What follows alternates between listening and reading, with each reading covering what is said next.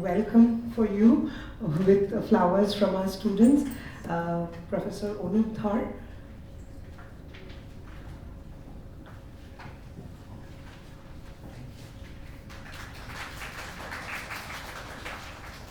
Dr. Shobhan Tarafdar.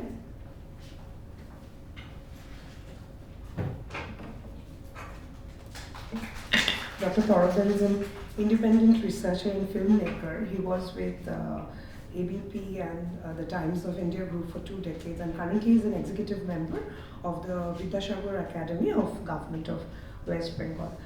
We will start with Orupta and then go on to Shobhan. And now to welcome Ognivo Ghosh. Dr. Ognivo Ghosh teaches modern Indian languages at Delhi University. He is a faculty there, and we've been lucky enough to hear him a year ago for our Freud birthday centenary lecture. So it was wonderful to hear him deliberate on Girindra Shekhar. And today we will just look at Rabindranath from a dynamic lens. And Shobhan has told me that he's going to challenge, so we have put him a little later in the middle so that we can, appreciate that. And when Onupda is there, then we always have to start with him, because এক্ষুনি অগ্নিভ এসে বললেন যে অনুদা আপনি তো আমাকে পড়িয়েছেন। অনুদার সাথে বেশিরভাগ লোকেরই এই সম্পর্কই হয়ে যায়, যেখানে অনুদা তাদেরকে পড়িয়েছেন, তাদেরকে ভীষণভাবে সমৃদ্ধ করেছেন নানাবিধভাবে। তো অনুদা না, আমি কিচ্ছু বলিনি, আমি লম্বা লম্বা সিঁড়ি কিচ্ছু পড়িনি। অনুদা আগে আম্বেদকর ইউনিভার্সিটিতে ছিলেন, তারপরে সাহসিকতার সাথে সেটি ত্যাগ দিয়ে আরও বেশি পড়াশোনার মধ্যে শুধু ঢুকে পড়েছেন। আর we are very, very honored that he is also going to offer a course on psychodynamics, specifically looking at Freud for our postgraduate students from the upcoming semester. Onupda, আপনাকে।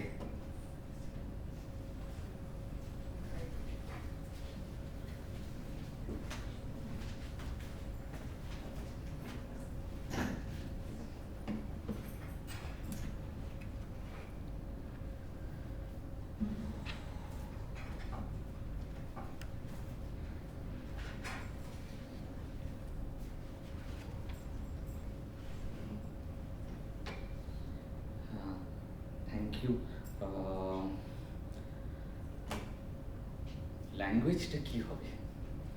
ইংলিশ হবে না বাংলা হবে?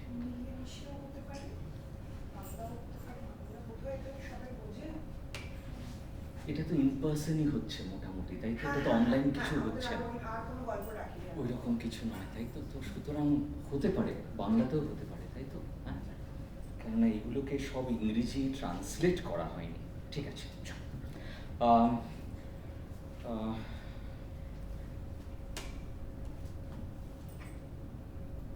অ্যাকচুয়ালি আমি আগে শোভন আর অগ্নিভকে শুনলে ভালো হতো, কিন্তু somehow I have to begin. So today my plan is to actually move, hope I manage to do it actually, to look at Rabindranath, and the initial research question is Rabindranath Bangla বলতে ইচ্ছে করছে, বাংলা করে ঠিক আছে,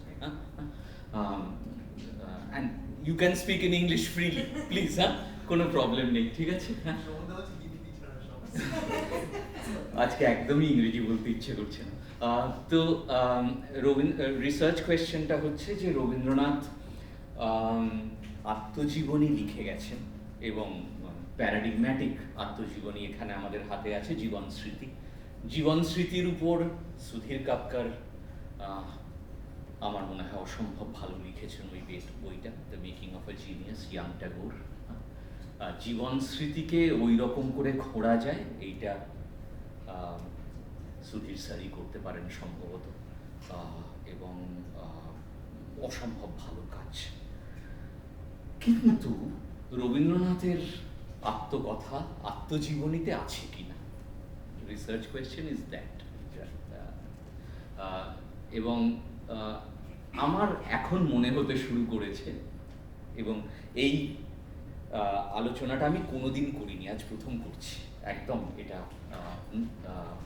আজকেই প্রথমবার এটা ভাবতে চলেছি। সেটা হচ্ছে যে রবীন্দ্রনাথের আত্মকথাটা আত্মজীবনীতে হয়তো নেই, আত্মকথাটা হয়তো রবীন্দ্রনাথের চিঠিপত্রে আছে, এবং বিশেষ করে 3 জনকে লেখা চিঠি, 3 জনই নারী, ইন্দিরা, রানু এবং রানী, এইভাবে যদি সাজাই আর কি।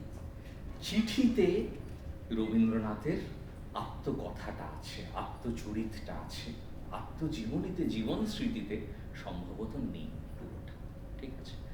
এবং ক্লুটা কে দিয়ে গেছেন? রবীন্দ্রনাথ স্বয়ং দিয়ে গেছেন, যে আমার কথাটা হয়তো চিঠিতে লেখা আছে। এবং উনি একটা ডিস্টিংশন করেছেন, আমি আজকে I make the most of this distinction, photographic and phonographic. যে ফটোগ্রাফ আমরা পৃথিবীর তুলি, বাইরের দুনিয়ার ফটোগ্রাফ তুলি, ফোনোগ্রাফিক যখন হয়ে যায় তখন যেন inner voice, inner calling, inner রিদমটা শুনতে শুরু করি, ভেতরের ছন্দটা, ভেতরের ছদ্মটাও, হ্যাঁ, ছদ্মটাও ভেতরে। এই জায়গা থেকে আমার মনে হচ্ছে যে রবীন্দ্রনাথের আত্মকথাটা আত্মজীবনীতে না থেকে চিঠিতে আছে। এটা হচ্ছে প্রেমিস, যে প্রেমিসটা থেকে শুরু করা যায়। So we will look at his letters. আমি এখন একটা বই লিখতে শুরু করেছি, এইটা আমার প্ল্যান, পেঙ্গুইন টাইপের একটা বই, এয়ারপোর্ট বুক স্টোরে বিক্রি হবে, লোকে ফ্লাইটে পড়ে নেবে, ট্রেন স্টেশনে বিক্রি হলেও আমার মন ভালো হবে, বাস স্ট্যান্ডে বিক্রি হলেও মন ভালো হবে। এবং এটা ওই যেভাবে আমি লিখি অপাঠ্য জটিলভাবে সেভাবে হবে না এটা আর কি। এটা অনেকটা অ্যাকচুয়ালি শোভন মানবে এটা আমার মনে হয়, যে যখন কথা বলি আমি অত ডিফিকাল্ট নই, কিন্তু অনেক রিচেবল হয়ে যায়। লিখতে গেলে জানি না কি হয়ে যায় মাথার মধ্যে, জটিলতা পঙ্কিলতা হয়ে যায় শেষমেশ আর কি, তখন আর ওটা অপাঠ্য হয়ে যায়, ওটা পড়ার মতো থাকে না। তো এই বইটার আমি নাম দিয়েছি loves letters are not LOVE। আমরা ভালোবাসার মানুষকে অনেক চিঠি লিখি, কিন্তু ভালোবাসার চিঠি LOVE দিয়ে ভ্যালেন্টাইন্স ডেতে লেখা হয় না, সেটা অন্যভাবে লেখা হয় আর কি, যে চিঠিগুলো ভালোবাসার। তো এই চিঠিগুলো রবীন্দ্রনাথের পারহ্যাপস ভালোবাসার চিঠি। ভালোবাসার মানুষকে লিখেছিলেন কিনা আমি এ নিয়ে কোনো বিতর্কে যাব না, কেননা বাঙালি রবীন্দ্রনাথকে গুরুদেব ভাবতে ভালোবাসেন আর কি, বাঙালি তার গুরুদেবকে নিয়ে থাকুন। এই চিঠিগুলো কোনোভাবে রবীন্দ্রনাথের, এবং এটা সাইকোলজি ডিপার্টমেন্টের জন্য ইম্পর্টেন্ট হতে পারে, it is Tagore's movement from autobiographs to psychobiographs. এই দুটোর মধ্যে আমি তফাৎ করছি। অটোবায়োগ্রাফ আমরা লিখি জীবনে কি ঘটেছিল ইত্যাদি ইত্যাদি ইত্যাদি, which are events basically, but psychic events, psychic reality এগুলো আলাদা। সেই জায়গা থেকে চিঠিগুলো অটোবায়োগ্রাফ টু সাইকোবায়োগ্রাফ, এই জন্য সাইকোলজি ডিপার্টমেন্টের কাছে এই আলোচনাটা ইম্পর্টেন্ট, নইলে এই আলোচনাটার গুরুত্ব থাকে না আর কি। So how do we move from autobiographs to psychobiographs? What are psychobiographs? আমরা যখন সাইকোঅ্যানালিটিক ওয়ার্ক করি, কারোর সাথে অনেক দিন ধরে কথা বলি, we basically are not interested in autobiographs. কি ঘটিয়া ছিল তাতে আমাদের খুব একটা ইন্টারেস্ট নেই, আমাদের ইন্টারেস্ট সাইকোবায়োগ্রাফস, যা ঘটিয়া ছিল তা আমার আত্মকথায় কিভাবে রিফ্লেক্টেড আছে, কিভাবে ডিপোজিটেড আছে, কিভাবে প্রেসিপিটেটস আছে, সেইটা দেখাটা। তো আমি আমার কাছে যারা সুপারভিশনের জন্য আসে তাদের বলি যে don't tell me what happened, we are not interested in reality, we are interested in psychic reality, how what happened impacted me. Okay, so in that sense we are looking at that, we are looking at basically psychobiographs. এটা সাইকোলজির কাজ, কি ঘটিয়াছে এটা হিস্ট্রির কাজ। সাইকোলজির কাজ যা ঘটিয়াছে তা আমার ভেতরে কি ঘটাই আছে, সেইটা সাইকোলজির কাজ। এইটা থেকে আমরা যাব question of self, question of সাবজেক্টে, এবং রবীন্দ্রনাথ অ্যাজ আ সাবজেক্ট কি, এবং চিঠির মধ্যে আমি বেশি লিটারেরি হব না, দুজন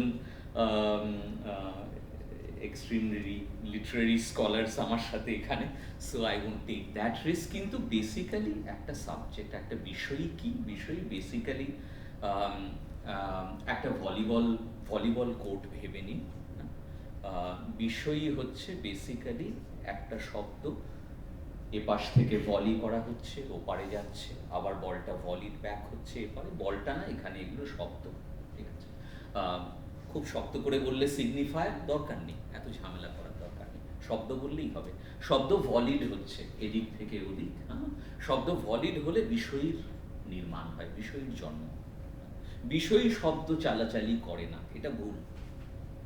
এটা নয় যে আমরা কথা বলি, কথা আমাদেরকে বলায়। ইন ল্যাঙ্গুয়েজ উই ডুয়েল, হাইডেগারের লাইন, হাইডেগার বলেছি ইন ল্যাঙ্গুয়েজ ম্যান ডুয়েলস, ম্যানটা ক্ষমা করে দিন ওনাকে। ইন ল্যাঙ্গুয়েজ ওম্যান ডুয়েলস, ঠিক আছে? আমরা ভাষায় ডুয়েল করি, ভাষা ভলিড হয়, একটা শব্দ আর একটা শব্দের দিকে যায়। এক্স্যাক্টলি একটা ভলিবল কোর্টের মতো ভাবুন, ভলি করা হচ্ছে, স্ম্যাশ করা হচ্ছে, শব্দ স্ম্যাশ করা হয় সাডেনলি আর কি, কলোনাইজড স্ম্যাশ হলো একটা সাথে সাথে আর কি। তো সিগনিফায়ার্স বা শব্দ থাকুক, সিগনিফায়ার্স বলার দরকার নেই, গেটস ভলিড অ্যাকচুয়ালি, আর ভলিড হতে হতে হতে হতে আমরা উৎপাদিত হই, আমরা বিষয়ী হয়ে উঠি, এবং ওটা চট করে ঘুরে যেতে পারে, যে ভলিবল চলছে চলছে চলছে, কেউ একটা স্ম্যাশ করলো, ঘুরে গেল, আমি একটা অন্য বিষয়ী হয়ে গেলাম ফাট করে আর কি। তো ওইটা আমরা দেখবো চিঠিতে আসলে ওই জিনিসটা ঘটছে রবীন্দ্রনাথের অ্যাকচুয়ালি, ওই শব্দের যে ভলিটা হচ্ছে সেটার মধ্যে দিয়ে মানুষটা হয়ে উঠছে। এটা থেকে একটু ঘুড়িটা গোত্তা খেয়ে আমরা যাব ফিলসফিতে মিনিট 5 জন্য। ফিলসফিকে আমরা রিডিফাইন করব। ফিলসফি ডিপার্টমেন্টে যে ফিলসফিটা পড়ানো হয় সেটা ওয়েজ অফ নোয়িং, এটাই মডার্ন ফিলসফি।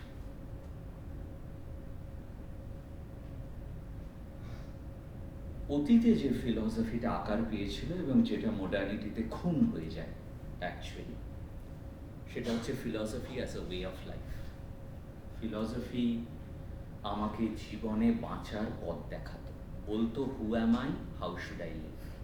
ওকে, এটাই সক্রেটিক ফিলসফি, এটাই part of Indian philosophy also. Philosophy in fact psychology ডিপার্টমেন্টে এই ফিলসফিটা খুব important.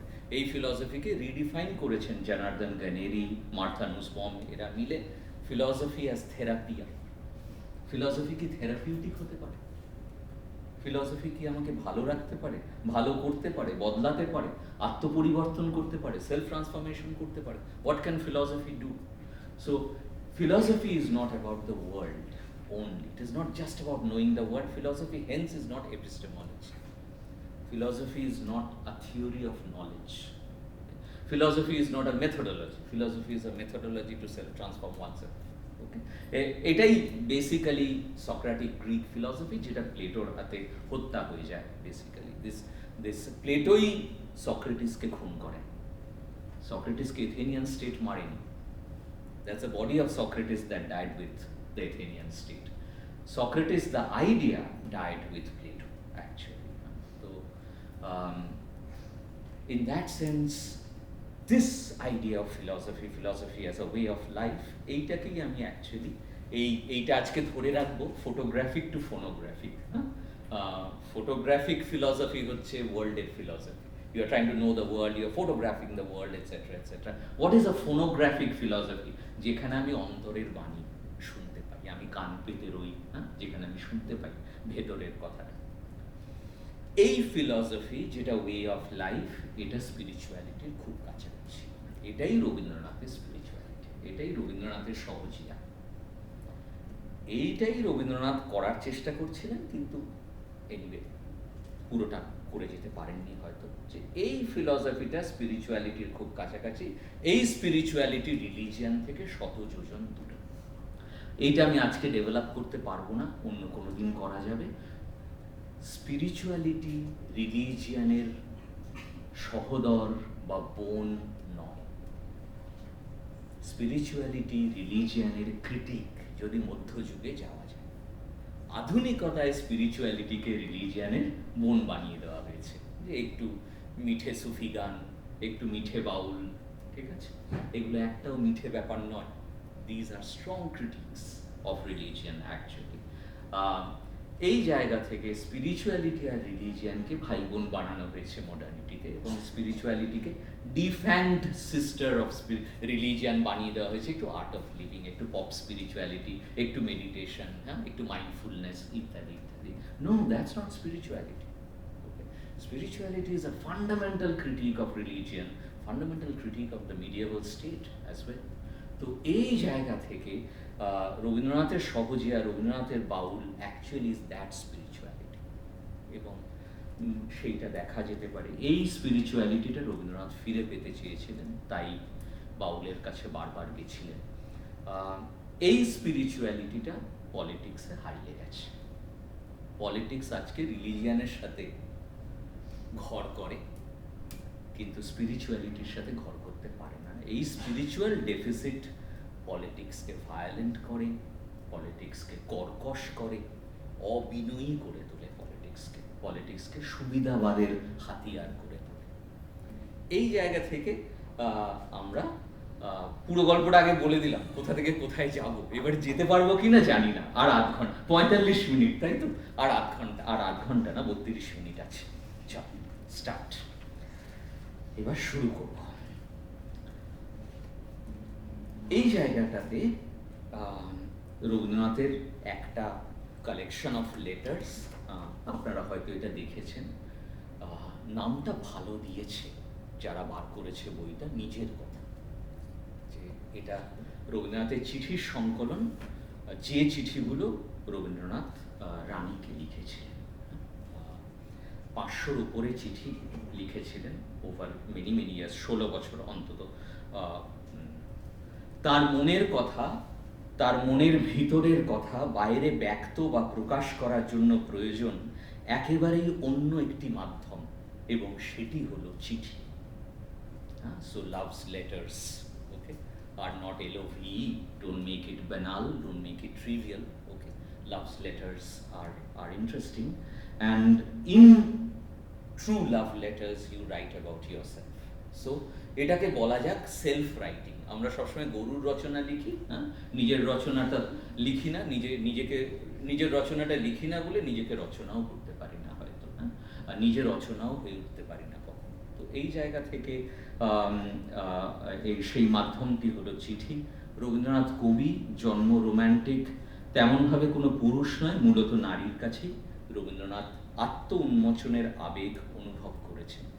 Most of these were written to women. Sudhir sir এটা ভালো দেখিয়েওছেন, মাদার ফিগার, ওম্যান ফিগারের সাথে রবীন্দ্রনাথের সম্পর্ক। একটা জাস্ট লাইন বলছি, এইটা distantly connected to Girindra Shekhar Bose. অগ্নিবকি বলে, দেখা যাক, I make a connection if I get the time.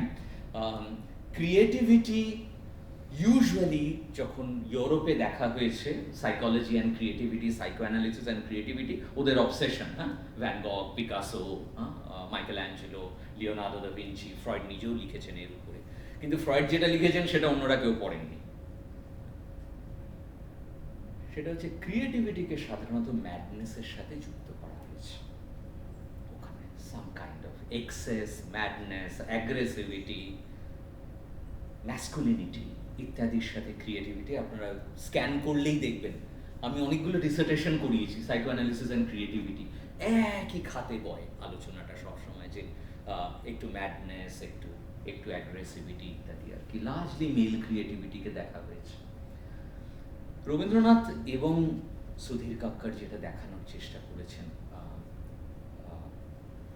যে ক্রিয়েটিভিটির একটা জায়গা হচ্ছে পুরুষের মধ্যে ডিসঅ্যাভাউড ফেমিনিনকে খুঁজে পাওয়া, ইন দ্যাট সেন্স বাইসেক্সুয়াল হওয়া।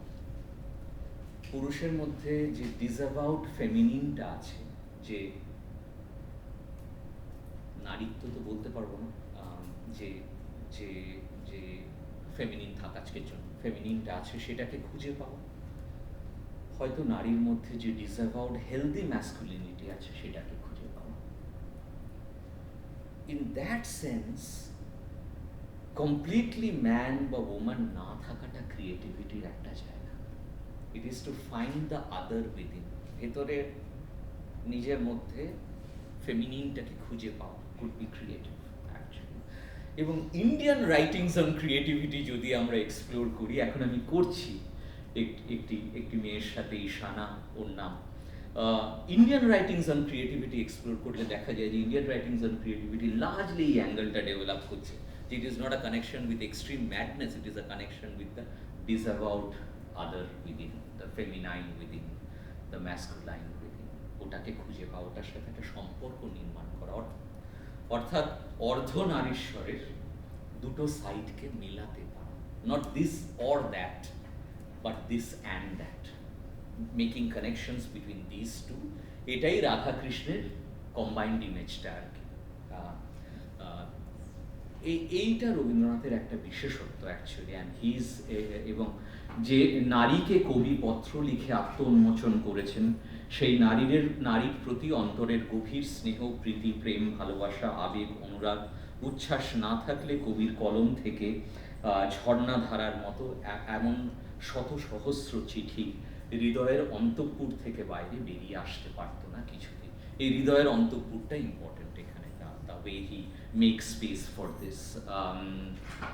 এবং রবীন্দ্রনাথ নিজেই বলেছেন, আমি কোট করছি রবীন্দ্রনাথকে, কবিরে পাবে না কবির জীবন চরিতে। রবীন্দ্রনাথের জীবন স্মৃতি বইটা তো তার 50 বছর বয়সে লেখা জীবনের প্রথম 25 বছরের স্মৃতির চিত্রমালা। শেষ বয়সে লেখা ছেলেবেলা তো একান্তই ছেলেবেলারই কাহিনী, এবং এরমভাবে রবীন্দ্রনাথ টাইম টু টাইম লেখার চেষ্টা করেছেন, কিন্তু কোথাও একটা দেখা যাচ্ছে যে আপনাকে এই জানা আমার ফুরাবে না, এই জানারই সঙ্গে সঙ্গে আমার তোমায় চেনা। এই যে রবীন্দ্রনাথটা সম্ভবত চিঠির মধ্যে আছে। একটা জায়গা থেকে আমি রবীন্দ্রনাথকে কোট করছি,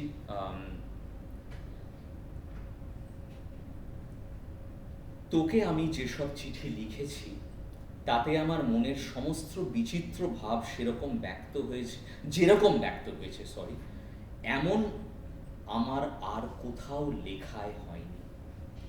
তোকে আমি যখন লিখি তখন আমার এ কথা কখনো মনে উদয় হয় না যে তুই আমার কোনো কথা বুঝবি নে, কিংবা ভুল বুঝবি, কিংবা বিশ্বাস করবি নে, কিংবা যেগুলো আমার পক্ষে গভীরতম সত্য কথা সেগুলোকে তুই কেবলমাত্র সুরচিত কাব্য কথা বলে মনে করবি। সেই জন্য আমি যেমনটি মনে ভাবি ঠিক সেই রকমটি অনায়াসে বলে যেতে পারি। তখন মনের ভাবগুলো সহজ ভাষায় প্রবাহিত হতে চায়, এবং যতটুকু প্রকাশ হয় তার মধ্যে অনেকখানি ছদ্মবেশ সরে যায়। তো এই মানুষটা কোথাও একটা ওই ছদ্মবেশটা নিয়ে ভাবছে যে আমরা যেমন পুরো দিনটাই চলে ছদ্মবেশে, না যে আমরা বলি good morning, how are you, উত্তর আসে I am good, we all know it's a lie, it's just to not continue the conversation, but we all live in that lie. আর লাইফ শব্দটার মধ্যেই লাই শব্দটা আছে, হ্যাঁ, এটা লাইফের মধ্যে আছে, এফটা ব্র্যাকেট করলেই লাই বেরিয়ে আসবে, লাইফের লাই। আমার ভিতরে সবচেয়ে যা গভীরতম, উচ্চতম, অন্তরতম, সে আমাদের আয়ত্তের অতীত। তা আমাদের দান বিক্রয়ের ক্ষমতা নেই। আমরা দৈবক্রমে প্রকাশ হই, আমরা ইচ্ছে করলে চেষ্টা করলেও প্রকাশ হতে পারিনি। এইভাবেই বারবার চিঠিটাকে লিখছে। আমার গদ্যে পদ্যে কোথাও আমার সুখ দুঃখের দিন রাত্রিগুলো এরকম করে গাঁথা নেই যেভাবে আমার চিঠিতে গাঁথা আছে। এটা অবশ্য ইন্দিরা দেবীকে লিখেছিলেন, 200তম চিঠি ইন্দিরা দেবীকে, লিখতেও পারতেন। আরেকটা জায়গায় লিখছেন, এইটা রানীকে লেখা, অবশেষে মনটা এমন অবস্থায় এসে ঠেকে যখন উদ্বৃত্তের উদ্বেলতা তটসীমার নিচে তলিয়ে যায়, জীবন নদীতে চলার ধারায় বলার কল্লোল মরে আসে। তো ইন দ্যাট সেন্স কোথাও বলছে ওই একটুকু চুপ কর, এই বলার কল্লোলটা কমানো দরকার ইত্যাদি। তোমাকে একটু মনের কথা বলি, কিন্তু আমার মনের কথার মধ্যে কোনো আখ্যান নেই। এ যে নিছক ভিতরের কথা, এ যে অন্তরিক্ষের মেঘ ও রৌদ্রের খেলা। অগ্নিব আমি কোথাও কোথাও গিরীন্দ্র শেখরের ওই যে সিস, যে টুনেস, একই সাথে যেটা পুরুষ নারীরও টুনেস, ওইটার একটা অনুরণন এই চিঠিগুলোর মধ্যে কনস্ট্যান্টলি দেখছি। বারবার বলছেন অন্তরিক্ষের মেঘ ও রৌদ্রের খেলা, যখন জলের রূপকটা ইউজ করছেন তখন ভাটা জোয়ার, কনস্ট্যান্টলি এই টুনেসটাকে, এটাকে কি বলবো, দ্য আনবেয়ারেবল টুনেস অফ বিইং বলা যাক এটাকে, দ্য আনবেয়ারেবল টুনেস অফ বিইংটাকে ধরার চেষ্টা করছেন সারাক্ষণ চিঠিগুলোর মধ্যে। আমার চিঠিতে আমি নিজের মনের ঝোঁকে বকে গিয়েছি, বকবার সুযোগ পেলেই আমি বকি, এবং বকতে পারলেই আমি নিজেই মনকে চিনি এবং তার বোঝা লাঘব করি। সাহিত্যিক মানুষের এইটে হচ্ছে ধর্ম, কিন্তু বকতে পারা একান্ত আমার নিজের গুণ তো নয়, শ্রোতার পক্ষে বকুনি আদায় করে নেবার শক্তি থাকা চাই। একটু বলছেন যে তোমরাও আমার চিঠিগুলো পড়তে পারছো, শুনতে পারছো। চলতে চলতে চারদিকের পরিচয় দিয়ে যাওয়া এখন আমার দ্বারা আর সহজে হয় না, অথচ এক সময় এ শক্তি আমার ছিল।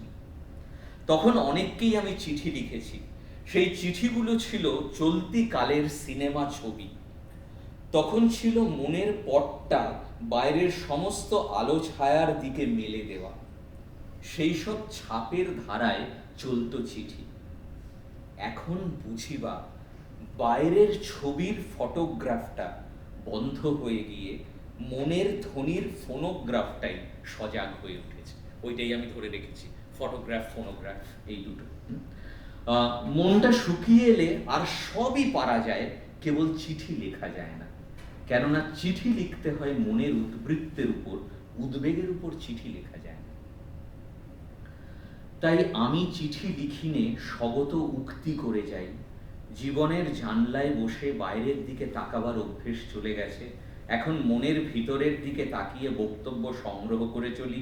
চিন্তা করতে করতে কথা কয়ে যাই, দাঁড় বেয়ে চলিনে জাল ফেলে ধরি। উপরকার ঢেউয়ের সঙ্গে আমার কলমের গতির সামঞ্জস্য থাকে না। সারফেস থেকে ডেপথে যাওয়ার কথা বলছেন। চিঠিতে যা লিখি সেটা পুরোপুরি আপন কথা, একেই বলে আত্মপ্রকাশ, নিজের অব্যক্তকে ব্যক্ত করে যাওয়া।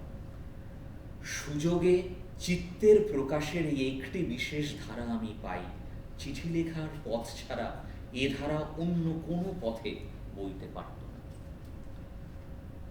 চিঠিতে কবি যেন কবির সঙ্গে নিজেই কথা বলছেন, আয়নায় যেন নিজেকে দেখা, নিজেকে বিচার করছেন, নিজেকে সমালোচনা করছেন, নিজেকে নিয়ন্ত্রণ এবং শাসনও করছেন। একই সঙ্গে আত্মপ্রকাশ, আত্মান্বেষণ, আত্মসমীক্ষা, and it goes on, আর একই সাথে আমার এই আমিটাকে নিয়ে গড়াপেটা চলছে, এটা রবীন্দ্রনাথের লেখা। এই লাল কাঁকর বিছানো রাস্তা দিয়ে চলতে চলতে ভিতরে ভিতরে যা কিছু উপলব্ধি করছি তার অনেকখানি আমার নামের স্বাক্ষর মুছে ফেলে দিয়ে মানুষের সৃষ্টি ভাণ্ডারে জমা হচ্ছে। লিখে যাচ্ছেন, সবকটা পড়ে উঠতে পারবো না আজকে। বাহির থেকে দেখলে আজকাল আর আমার লেশমাত্র সময় নেই, কিন্তু ভিতর থেকে দেখলে প্রত্যেক মুহূর্তেই আমার অবকাশ। সংসারে তো কিছুই স্থির থাকে না, সমস্তই হু হু করে বদলে যাচ্ছে, তবু দেখি পুরনো একটা কিছু আছে যা ফিরে ফিরে আসে। জটিল দায়িত্বের জালটা কেটে যাবা মাত্র পেলুম পুরনো চেনা মানুষটাকে। সে স্বতন্ত্র, নিঃসঙ্গ, নিস্তব্ধ, লিখছে, পড়ছে, ভাবছে, তাকিয়ে আছে নিজের দিকে। সে কিছুর জন্য অপেক্ষা করে না, তার অলস প্রহরগুলো বোঝাই করছে না পণ্যদ্রব্য দিয়ে। সুদূর ডাঙায় রইল পড়ে তার পস্ট্যারিটি, নিন্দা প্রশংসার হাটে সে ভেসে চলল অন্তরে অন্তরে। এটা একটা যেন যেটাকে আমি সাইকোবায়োগ্রাফ বলেছি, যে সেইটার গ্রাউন্ডটা তৈরি হচ্ছে। এবং কোথাও একটা আয়নার প্রশ্নটা যেটা এলো আগের চিঠিতে, আয়নায় যেন নিজেকে দেখা। এখন আমি একটা ডিস্টিংশন করি সাইকো অ্যানালিসিস আর পলিটিক্সের মধ্যে। আমি অ্যাকচুয়ালি 2 বছর ধরে প্রথমে লাকার সেমিনার 8 পড়েছিলাম আমার একটা গ্রুপের সাথে, কলকাতারও 1-2 জন ছিলেন ওই সেন্টারেরই সব, আর তারপরে সেমিনার 17 পড়েছিলাম। আমি 8 আর 17-এর মধ্যে একটা কথোপকথন তৈরি করার চেষ্টা করেছিলাম। আমার যারা বন্ধুরা আমার সাথে ছিলেন তারা অনেকেই জেএনইউ, এবং তারা আমাকে একটা প্রশ্ন করলেন সেমিনার 8-এর মাঝামাঝি এসে, বছরের মাঝামাঝি এসে, যে সাইকো অ্যানালিসিসের মধ্যে, লাকার মধ্যে পলিটিক্স কি করে আসবে। রেকর্ড হচ্ছে না, প্রশ্নটা জেএনইউর মতো, পলিটিক্স কি করে আসবে লাকার মধ্যে। আমি ওদের বলেছিলাম একদম কোভিডের মধ্যে, আমার মনে আছে 2020-এ, যে সাইকো অ্যানালিসিসের মধ্যে পলিটিক্স আনার কাজটা আমরা করে দেব, করেওছি অতীতে। সাইকো অ্যানালিসিসের ভেতরে নারীবাদী প্রশ্নটাও তুলেছি, এটাই আমার পিএইচডি ছিল। আপনাদের কাজ পলিটিক্সে সাইকো অ্যানালিসিসটা।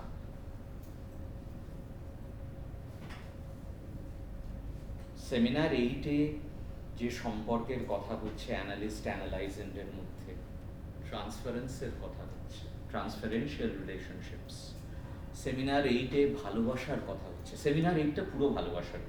সেমিনার 8 শুরু হচ্ছে প্লেটোর সিম্পোজিয়াম দিয়ে। প্লেটোর সিম্পোজিয়ামে তর্কের বিষয়, সক্রেটিসকে সবাই জিজ্ঞেস করছে ভালোবাসা মানে কি। সক্রেটিস অন্যদের বলছে তোমরা বলো, তোমরা বলো, শুনি।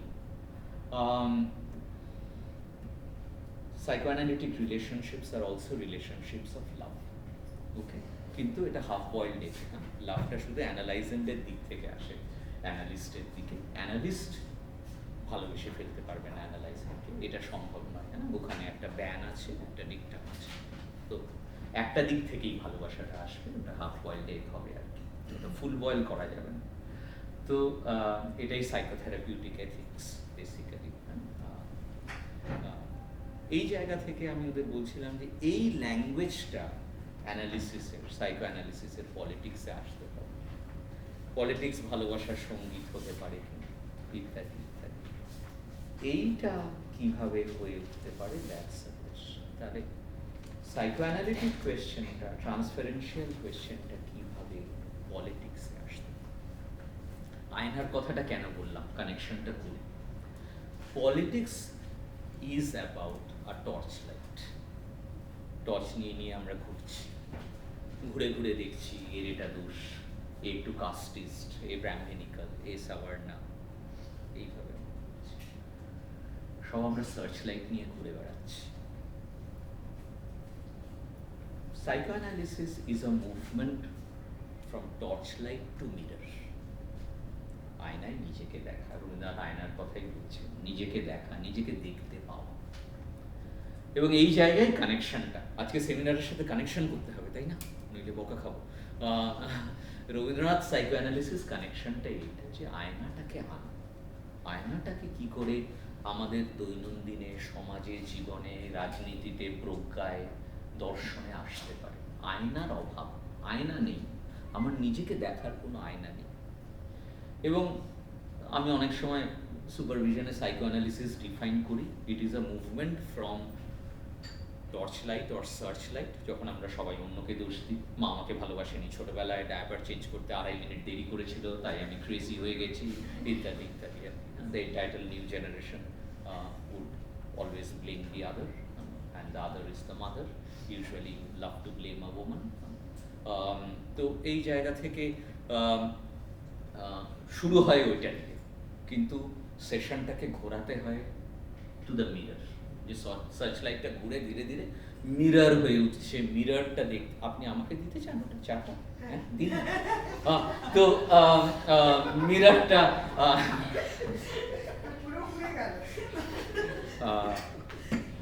মিররটা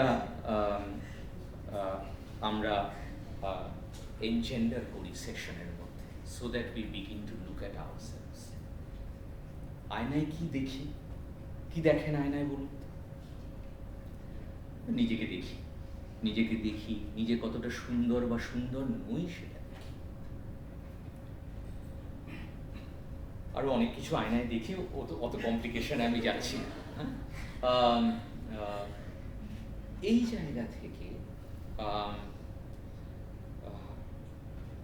একটা সাইকো অ্যানালিটিক বা সাইকোথেরাপিউটিক প্রসেস মানে সাইকোলজি মানে কি? সাইকোলজি মানে এই আয়নাটা ধীরে ধীরে ধীরে ধীরে ধীরে ধীরে আমার ক্যানভাস হয়ে উঠবে। সো আমরা শুরু করব from a mirror of being and will move to a canvas of become. আমি একটা কিছু হয়ে উঠি, একটা সেলফ ট্রান্সফরমেশন আমার মধ্যে হবে। আমি নিজেই আমার নিজের সাইকো অ্যানালিসিসে আমার বাবার সাথে সম্পর্কটার পুনর্বিন্যাস করতে পেরেছিলাম, এবং বাবা মারা যাওয়ার আগে এটা করতে পেরেছিলাম, এটা ভালো। বাবা মারা যাওয়ার পরে করলে আমার খারাপ লাগতো, মনটা খারাপ লাগতো। আমি বামপন্থী রাজনীতি করেছি, মাওয়িস্ট ছিলাম, তো তাই রেবেলিয়াস ছিলাম, হাতে অনেকগুলো টর্চ লাইট ছিল, পুরো সমাজকে সব কিছুর জন্য দোষ দিতাম, নিজেকে কোনো কিছুর জন্য দোষ দিতাম না, বাবাকেও দোষ দিতাম। Rebellious son, mother identified against the father. আমার মিরারে আমি দেখছিলাম যে বাবাকে আমি অত্যন্ত রক্তকরবীর রাজার মতো বানিয়ে ফেলেছি। তো এই জায়গা থেকে ধীরে ধীরে ধীরে ধীরে বাবার সাথে সম্পর্কটার পুনর্বিন্যাসটা হয়েছিল। So it became a canvas of become. I reset my relationship. Psychotherapy কিচ্ছু না, it's to reset your relationship with signifiers and subjects, আর কিছু না। আমরা রিলেশনশিপগুলো ইকোলজি অফ রিলেশনশিপকে রিসেট করছি বেসিক্যালি, আর কিছু না। পৃথিবীটা পাল্টে দিতে পারবো, মা তো মাই থাকবে, ঠিক আছে? রিলেশনশিপটা রিসেট করা যাবে। By that I am not saying it's adaptationist, এটা নয়, এটা বলছি না, কিন্তু it's a revolutionary procedure, very political, very revolutionary, not adaptationist, but it is a reconfiguration of relationships. তো এই জায়গা থেকে it's a canvas of becoming. ওই আয়নাটাতেই আমরা আইলাইনার লাগালে নিজেকে রিডিসকভার করবো, রিইনভেন্ট করবো, রিকনফিগার করবো, নিজেকে খুঁজে পাবো, সেলফ ট্রান্সফরমেশন।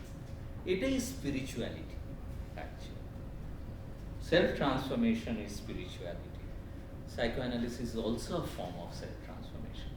ফুকোর হারমেনিউটিক্স অফ দ্য সাবজেক্ট যদি পড়ে, একটা জায়গায় দেখবেন ফুকো লিখছেন যে স্পিরিচুয়ালিটিটা গ্রিকরা আবিষ্কার করেছিল এবং যেটা হারিয়ে গেছিল, সেটা পুনরায় ফিরে এসেছিল মডার্নিটিতে দুটো পথ দিয়ে। এবং খুব ইন্টারেস্টিং যে দুটো পথ উনি বলেছেন। একটা বলেছিলেন মার্কসিজম, যে মার্কসিজমে ওই স্পিরিচুয়ালিটিটা ফিরে এসেছিল, which is the politics of self-transformation, not world transformation. পরে মার্কসিজম হয়ে গেল ওয়ার্ল্ড ট্রান্সফরমেশন, রাষ্ট্র চালালে মার্কসিজমের স্পিরিচুয়াল ডেফিসিট হয়ে যাবে, সেলফ ট্রান্সফরমেশনের কাজটা হারিয়ে যাবে, তখন হিসেব নিকেশ হয়ে যাবে। Marxism becomes a calculus of action. গেল, ও সৌন্দর্যটাই মরে গেছে। সেকেন্ড বললেন সাইকোঅ্যানালিসিস, স্পেশালি লাকিনিয়ান সাইকোঅ্যানালিসিস, বললেন এইটা ফিরিয়ে এনেছিল সেলফ ট্রান্সফরমেশনের স্পিরিটটাকে আবার, যে self transformation is an important work. এবং এটাই ফিলসফি অফ লাইফ। কানেকশনটা করুন, এটা not philosophy of knowing the world, philosophy of life. এই দেওয়ালটাকে দেখা না, আমার ভেতরের দেওয়ালগুলো, পার্টিশনগুলোকে দেখা, not 1947, the many 1947s that are within me. এই সাইকোঅ্যানালিসিসটা, তারপরে ফুকোর লাইনটা খুব ইন্টারেস্টিং, পরে মার্কসিস্টদের হাতে আর লাকিনিয়ানদের হাতে সব হারিয়ে গেল। তো এই জন্য আয়নাটা ইম্পর্টেন্ট। এই আয়নাটা আমি বলেছি, কথা দিয়েছি, আর 12 মিনিট আছে, কথা দিয়েছি যে পলিটিক্স দিয়ে শেষ হবে আলোচনা, ঠিক আছে? পলিটিক্স দিয়ে যদি শেষ করতে হয়, পলিটিক্সে যে স্পিরিচুয়াল ডেফিসিটটা আছে, সেই ডেফিসিটটা হচ্ছে সেলফ ট্রান্সফরমেশনের ডেফিসিট। সেলফ ট্রান্সফরমেশনের ডেফিসিটটা মানে আয়নার ডেফিসিট। আয়নার ডেফিসিট পলিটিক্সকে কর্কশ করে তোলে, পলিটিক্সকে ভায়োলেন্ট করে তোলে। যখন আয়নার ডেফিসিট হয়ে যায় পলিটিক্সে, যখন আমরা নিজেকে দেখি।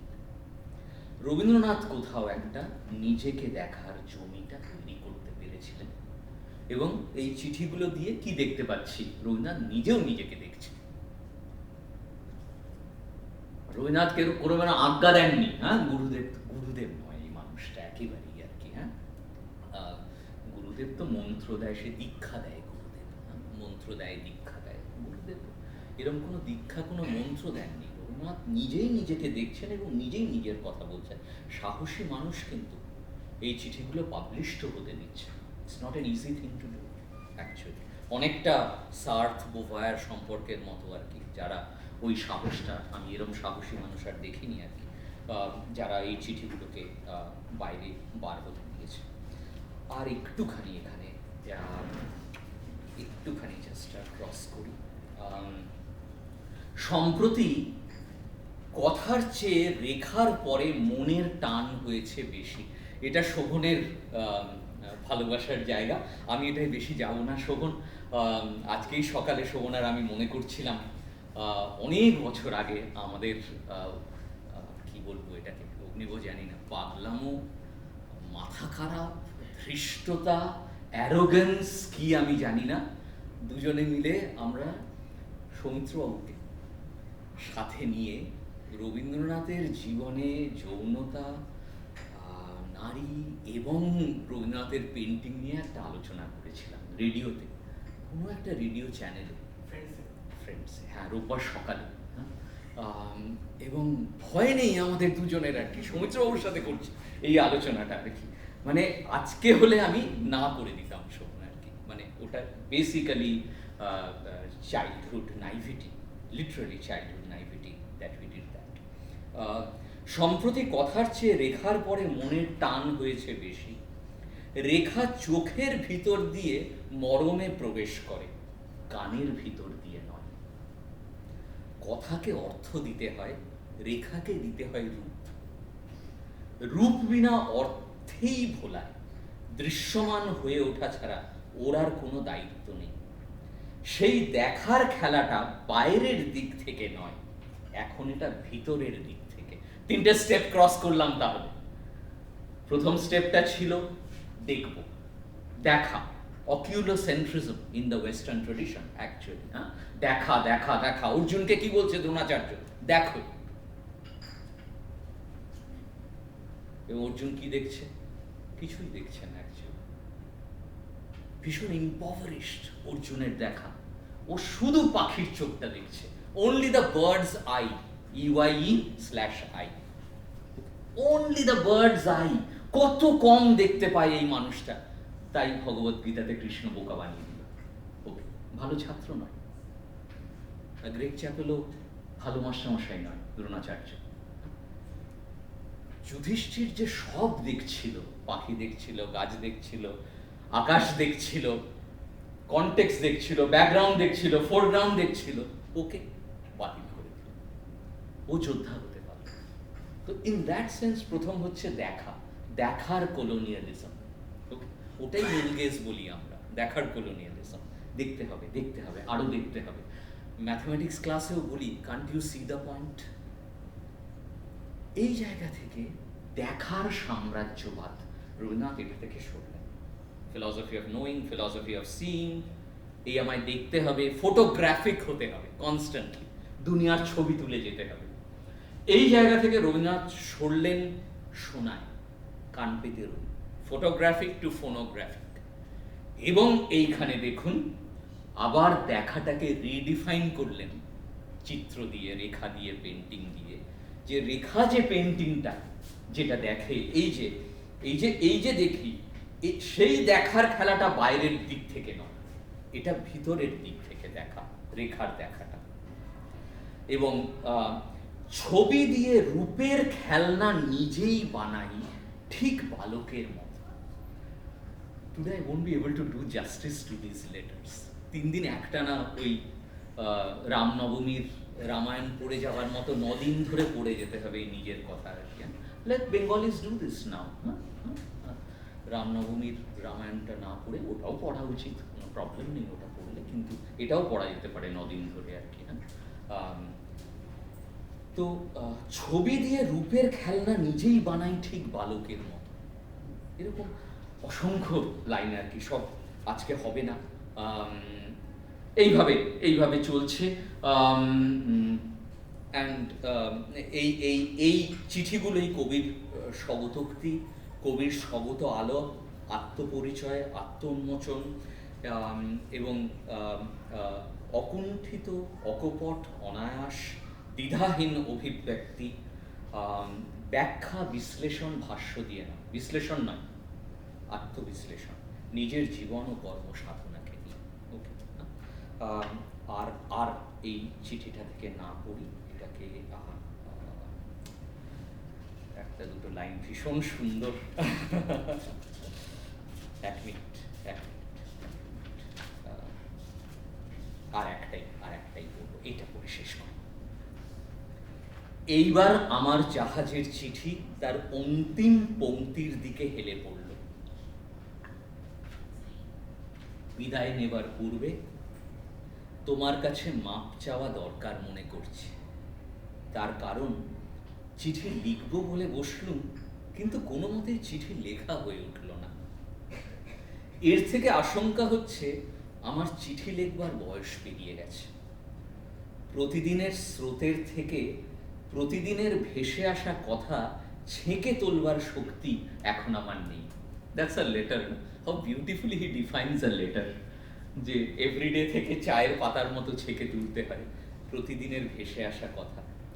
চলতে চলতে চারদিকের পরিচয় দিয়ে যাওয়া এখন আমার দ্বারা আর সহজে হয় না।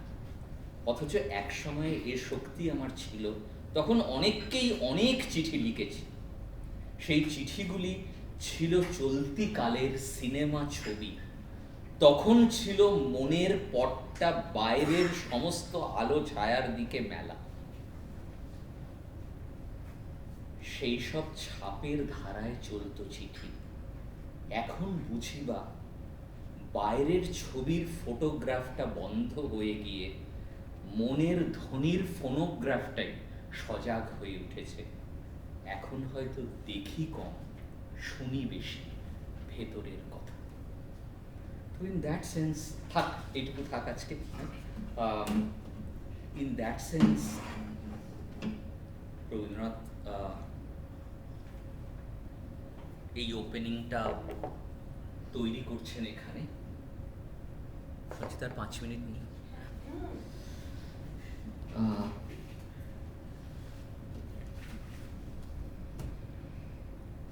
কতটুকু করলাম দেখি। Love's letters are not LOVE.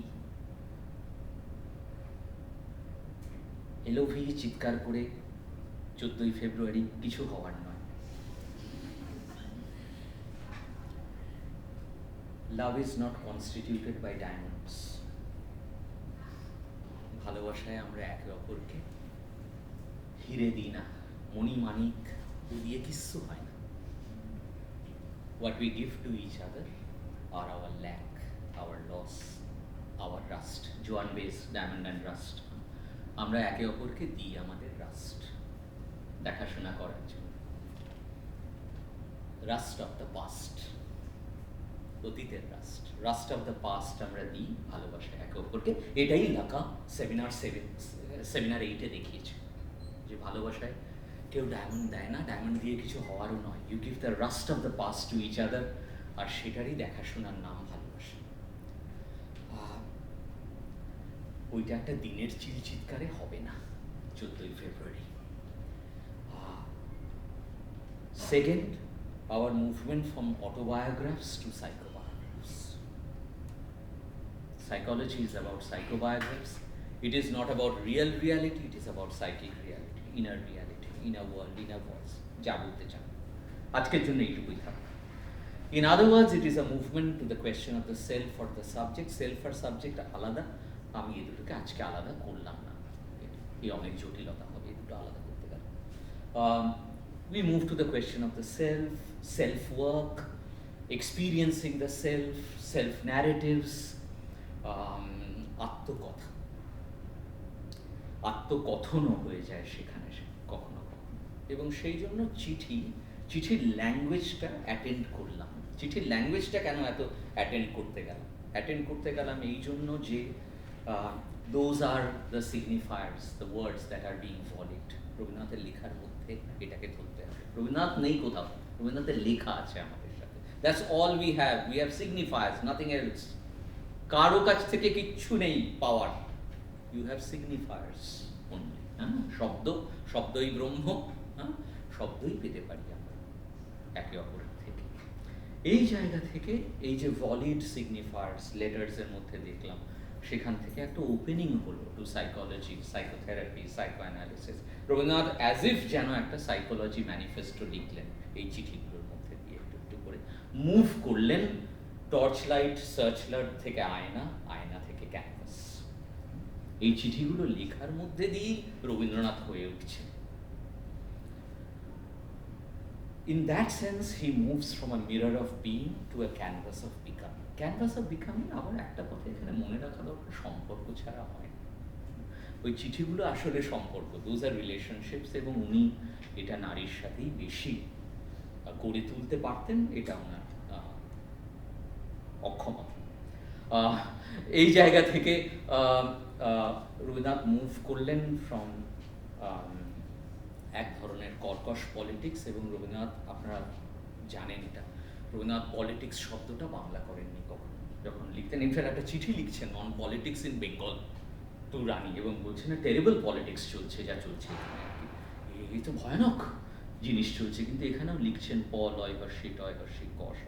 আমি এটা I have tried to make the most of it, যে রবীন্দ্রনাথ যে পলিটিক্স শব্দটা বাংলা রাজনীতি করলেন না, ঠিক আছে, তার কারণ সম্ভবত রবীন্দ্রনাথ পলিটিক্স যে একটা এলিয়ান কনসেপ্ট, একটা ওয়েস্টার্ন কনসেপ্ট, একটা ওয়েস্টার্ন ইউরোপিয়ান কনসেপ্ট, এইটা ধরে রাখার চেষ্টা করেছেন। এবং রবীন্দ্রনাথ আরেকটা শব্দকে বাংলা করেন, nation. This two are very important.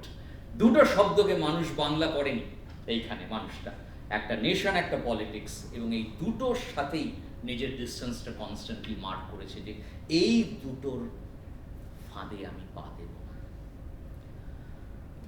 কেন দেব না এটা আজকে আর দেখাতে পারলাম না, কিন্তু এই দুটো থেকে সরে, ওই কর্কশ পলিটিক্সটা থেকে সরে রবীন্দ্রনাথ একটা আয়না, একটা ক্যানভাসের জমি তৈরি করছেন, এবং এইটা তৈরি করতে গিয়ে হি অলসো মুভস, যে এই মেটাফরটা আমি ইউজ করলাম, from the photographic to the phonographic, and from the phonographic to paintings. ওই যে রেখা কোথাও, ওটা ভিশনকে আবার নতুন করে রিইনভেন্ট করা, যেটা অ্যাকচুয়ালি একটা অসাধারণ লেখায় ডোনা হারাওয়ে করেছেন, যে ভিশন প্রবলেম্যাটিক, যেটাকে স্কোপিক রেজিম বলা হয়, অপথালমোস্কোপ, ল্যারিঙ্গোস্কোপ, স্কোপিক রেজিম, দেখা।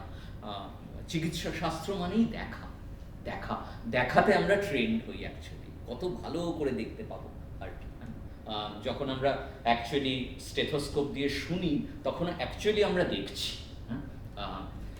অনেক পরে, ডাক্তারি পাশ করার পরে আমি বুঝতে পারলাম, ও ড্যাম ইট, আমাদের তো স্কোপিক রেজিমে ট্রেন করা হয়েছিল তখন আর কি।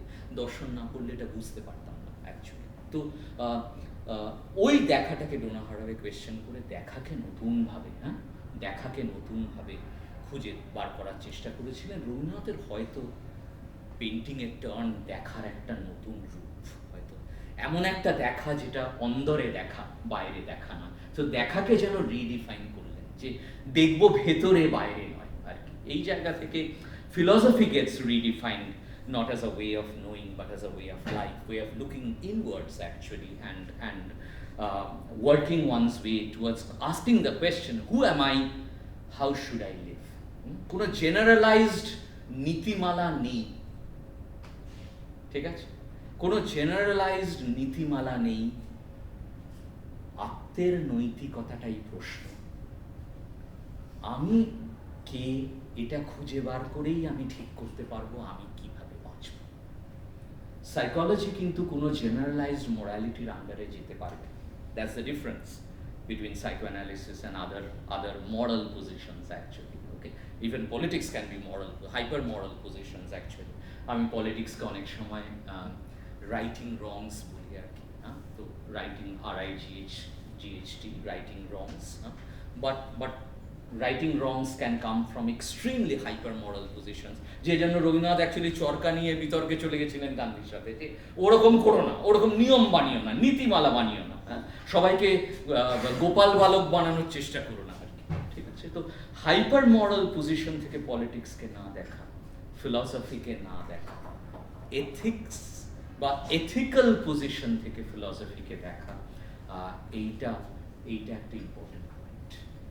এবং এই জায়গা থেকে সাইকোথেরাপির কাজটা কি, যদি কোনোদিন এখানে একটা সাইকোথেরাপির কোর্স পড়াই তাহলে এইটা ডেভেলপ করার চেষ্টা করবো, যে সাইকোথেরাপির কাজ হচ্ছে পার্সোনাল ডিকশনারিটা থেকে পার্সোনালাইজড এথিক্সটাকে খুঁজে বার করা।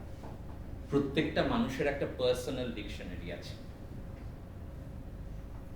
জেনারেলাইজড ডিকশনারিটা কোনো কাজের না, ওতে কিছু অর্থ নেই, মিনিং নেই, কিছু নেই। It's our personal dictionary that engenders a personal ethics, not generalized morality. Okay? তো সাইকোথেরাপিউটিক প্রসেস হচ্ছে প্রত্যেকটা মানুষের পার্সোনাল ডিকশনারি থেকে পার্সোনাল এথিক্সটা, পার্সোনাল এথিক্স অফ লিভিংটা খুঁজে বার করা। এটাই ছিল philosophy. Ancient philosophy, medieval philosophy was exactly this.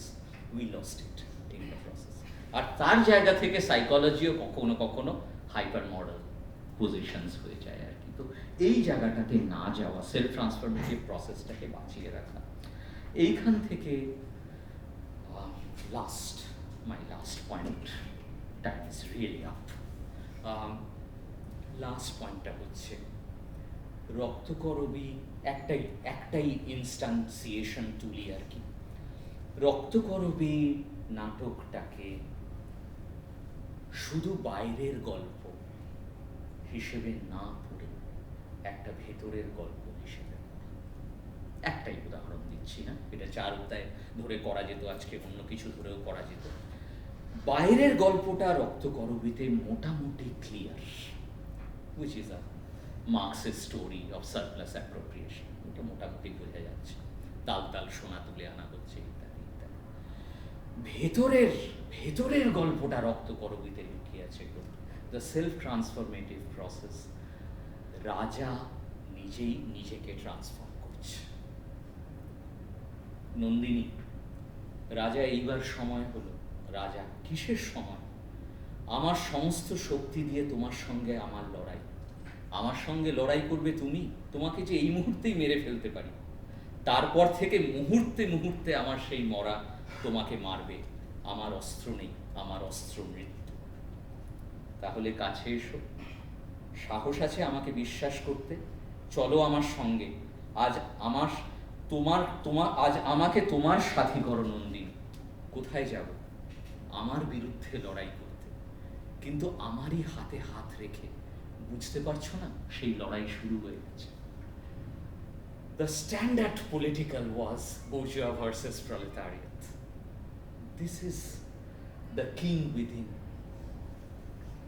within us fighting the king within us. রাজা, এই আমার ধ্বজা, আমি ভেঙে ফেলি ওর দণ্ড, তুমি ছিঁড়ে ফেলো ওর কেতন। আমারই হাতের মধ্যে তোমার হাত এসে আমাকে মারুক, সম্পূর্ণ করুক, তাতেই আমার মুক্তি। সদর দপ্তরে কামান দাগো, তাতেই আমার মুক্তি। এটা মাও দেখিয়েছিল অ্যাকচুয়ালি। ইন দ্যাট সেন্স এখনো অনেক ভাগাভাগি, কিন্তু রাজা কাকে ভাঙছেন? বাইরের কোনো কিছুকে, নাকি রাজা নিজেকেই ভাঙছেন? বাইরের কোনো রাজাকে, না আমার অন্তরে অন্দরে ভেতরে যে রাজা আছে, যে রাজা আছো তুমি হৃদয়ে ছুঁয়ে। তো ইন দ্যাট সেন্স রক্তকরবীতে দুটো রাজা আছে, একটা রাজা বাইরে, একটা রাজা ভেতরে। অ্যান্ড এই রাজাটাকেই, এবং এইটা ফুকো বিউটিফুলি বলেছেন, the fascism within us. Americans want to believe যে ফ্যাসিজমটা বাইরে আছে, ওটা জার্মানিতে হইয়াছিল, ঠিক আছে। ফুকো এটা অন্দরে আনে, এনে বলে, let us look at the fascism within us, the fascism in each one of us. And Raktakarabi এই জায়গা থেকে দেখা যেতে পারে as a look at the fascism within us. And the political then is about not just the fascism outside us, which we critique, ora fascist, but the fascism within us, and how do you look at the fascism within you and work on that. এই জায়গা থেকে রবীন্দ্রনাথ একভাবে psychology, psychotherapeutic processes, psycho অ্যানালিসিসে একটা contribution unknowingly অজান্তেই রেখে যান, but which could be a very good reminder for actually rethinking philosophy, the political and life and love in terms of the fascism within us rather than the fascism outside. আমি লাভকে define করি এইভাবে, লাভ is to see the world from the perspective of two. Violence is to see the world from the perspective of one. যে পথটা রবীন্দ্রনাথ এখানে খুললেন is to actually look at the other within and look at life lovingly through the perspective of two, even the fascism within. ভেতরের জোয়ার ভাটা দুটো, রৌদ্র এবং ছায়া দুটো। ইনার ভায়োলেন্স নিয়ে অনেক কথা লিখেছেন এখানে। এটাই গ্রাউন্ড তৈরি করে in that sense for both psychoanalysis, love and the political. এটা ট্রায়াডিক হয়ে যায় রিলেশনশিপটা, when we learn to see the world from the perspective of two, including the fascist other within us, and not from the perspective of one, which is the violent becoming of the contemporary.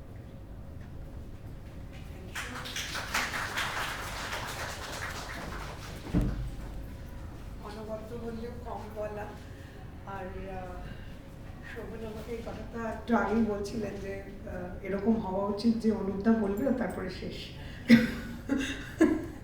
কিন্তু এইটাকে challenge করার জন্য আমরা শোভন তরফদারকে ডেকে নিচ্ছি যে একদমই শেষ না। আর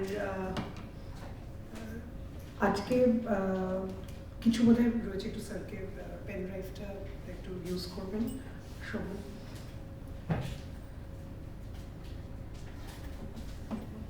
এত রকম প্রশ্নের মুখোমুখি আমাদেরকে অনন্ত দাঁড় করিয়ে দিলেন যে মানে বারবার ওনাকে শোনার এটাই ফল, যে আমরা মানে স্পেশালি এখানে পোস্ট গ্রাজুয়েট স্টুডেন্টসরাও আছেন, মাস্টারমশাইরাও আছেন, দিদিমণিরাও আছেন, মানে সবাই আবার নতুন করে এই জায়গাগুলোকে নিয়ে ভাবনার সুযোগটা তৈরি করে দেওয়া, সেই ফটোগ্রাফের মাঝামাঝি জায়গাটাও অভ্যন্তরে নিয়ে আসা।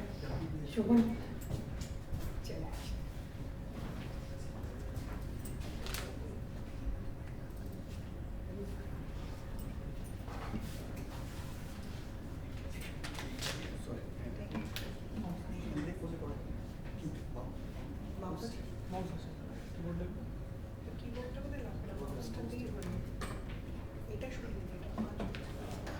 আমার এই কাজ মানে হওয়ার থেকে বলি অনুপের কথা শুনে মনে হচ্ছে একটা গান 1918 সালে লেখা রবীন্দ্রনাথ, আমি সেটা দেখলাম, সারটা আমার খেয়াল ছিল না, যে আমি ওই ভেসে চলে কালের ঢেউয়ে আকাশ তলে, ওরই পানে দেখছি আমি চেয়ে।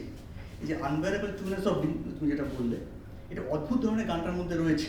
যদি তোমরা মানে আমি শিওর তুমি জানো, ইনফ্যাক্ট মানে তোমার থেকে আমাদের অনেক কিছু শেখা, এখনও শেখায়, আমার ধারণা আজীবন শিখে যাবো।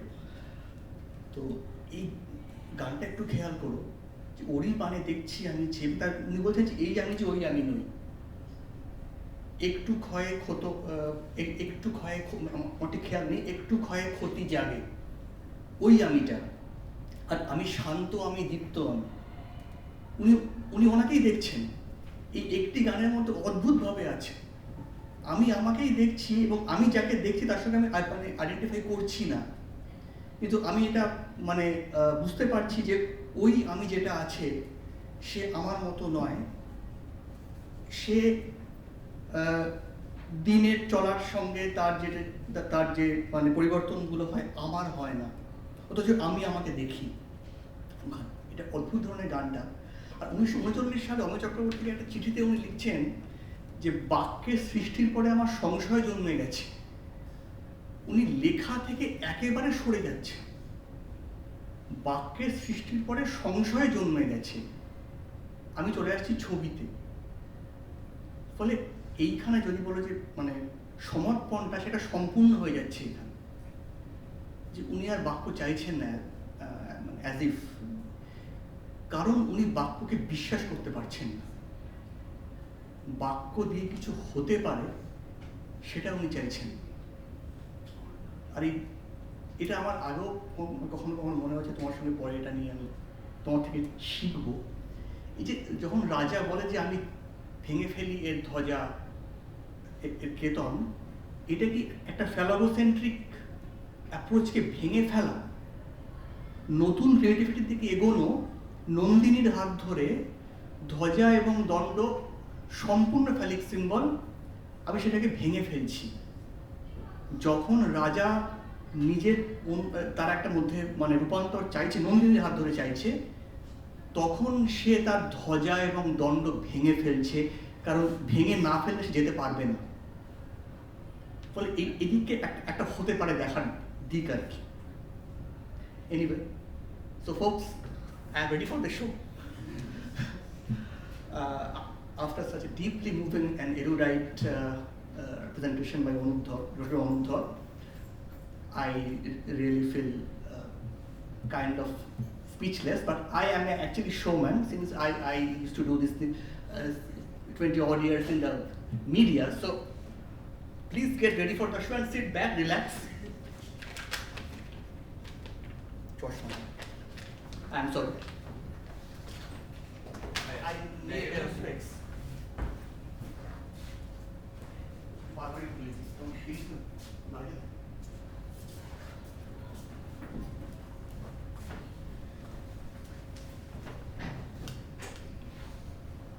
আমি মানে ইংলিশে লিখে এনেছি, আমি মানে বুঝতে পারিনি, but anyway that hardly matters. He will take care of it. He is there, the incorrigible Gurudev. তার আগে আমি একটা ধন্যবাদ জানাই, নামটা আমি এবার চেক করি। West Bengal State University Center for Psychodynamic Studies and the Department of Psychology in association with IQAC, আজকে যেটা হচ্ছে এটা অকাল বোধন। কারণ রবীন্দ্রনাথকে আমরা মনে করি 22শে শ্রাবণে আর 25শে বৈশাখে, এছাড়া যে উনি আছেন এটাকে মনে করিয়ে দেওয়ার জন্য অসময় আপনাদের অজস্র ধন্যবাদ। তিনি আমাদের সঙ্গে আছেন, এটা আমরা প্রায় ভুলে যাই। বৈশাখের 24 রাত্রিবেলা খেয়াল পড়ে যে এই কালকে তো আছে, এবং শ্রাবণের 21, কারণ পরদিন 22 তারিখ, এই দুদিন ছাড়া আমাদের খেয়াল পড়ে না। এই অকাল বোধনের এবং ওনার প্রতি প্রণতি জানিয়ে আমি আরম্ভ করছি। Let me start with an audio visual clip. How can I show it? একটু দেখিয়ে দেব।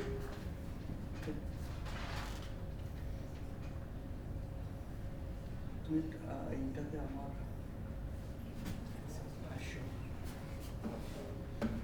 ওই আমার ফোল্ডারটাতে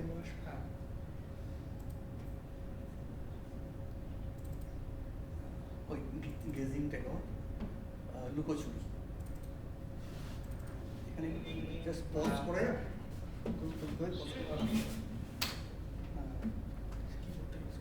কিবোর্ডটা ইউজ করতে উপায় নেই, ঠিক আছে, fine.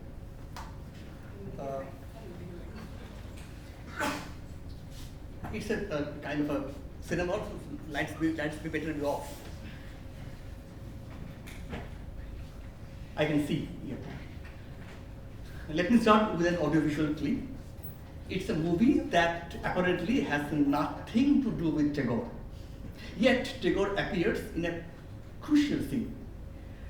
It's a kind of comedy of errors, a story of twin brothers, one of whom is just opposite to the other. If one croons Mayabono Biharini, Horini, Gahono Shokono Sancharini, the other bursts into Ek Poloker Ektu Dekha, Aro Ektu Beshi Hole Khoti Ki. No prize for guessing the name of the movie, Lukochuri, with irreplaceable Kishore Kumar, essaying double lead roles. The film is, as I mentioned, Lukochuri. Let's watch it for a while. First, the sober, dhoti kurta clad, Tagore-minded brother.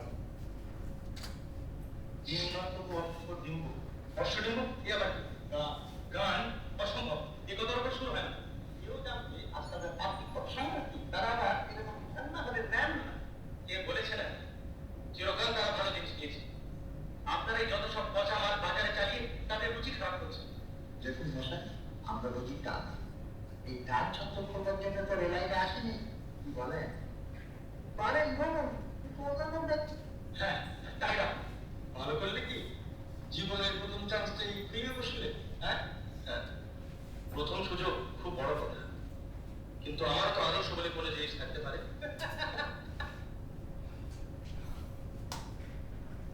Please mind the prop. As he refuses the first big break of his life, there is a photo behind him, photo of Tagore. And then enters the flamboyant, irreverent one. We all know what's going to happen, so I'll slightly fast forward it to the final part of this incomparable song. You could fast forward. আদর্শ একদিন আমাদের ছিল 25 বছরের লাইনে pickup করেছে সব মানুষ flop আর আমি এখানে এসে দাঁড়িয়েছি কিন্তু যাদের কোনো আদর্শ নেই আদর্শ থেকে আমার মাথা থেকে মা বিয়ের লোকে সব হবে না নমস্কার ইম্পর্টেন্ট কর একেবারে বাড়ি গিয়ে বলছি তো সব পাগলা এবারে বল কি দিন নেই তবু নাম জানছেন চা যেদিক জামা তুই সিনজিমেন্টার হাত তাই পাবেন এই চিনলেই তবু না যা ভাই নাকি না চিকম্বা আম্বা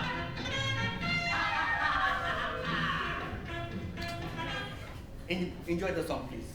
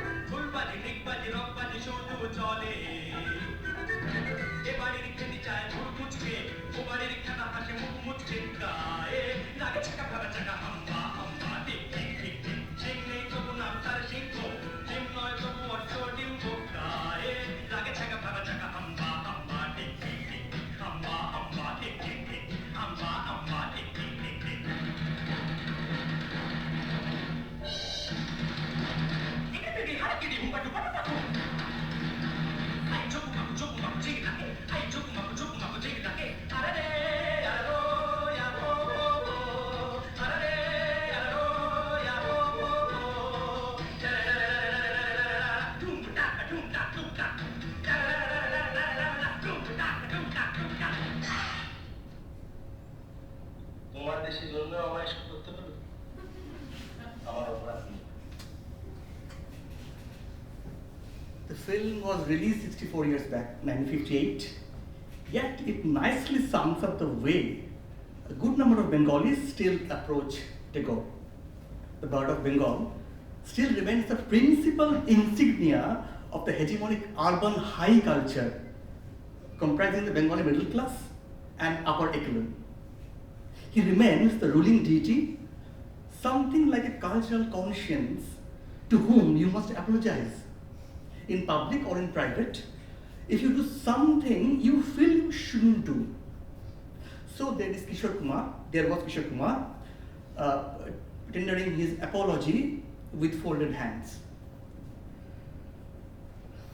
And there is one more reason I find my reflection in this particular gesture.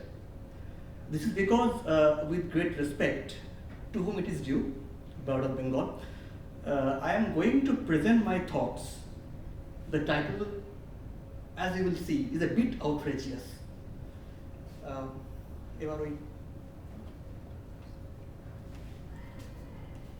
এটা না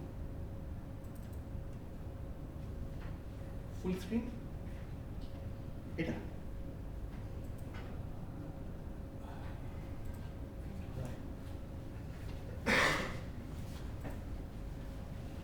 KGF, the Kavi Guru factor.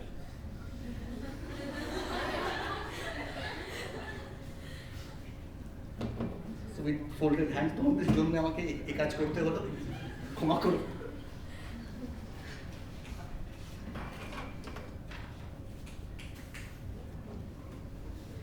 I sincerely hope he, Tagore himself, wouldn't have taken much exception had he been here physically.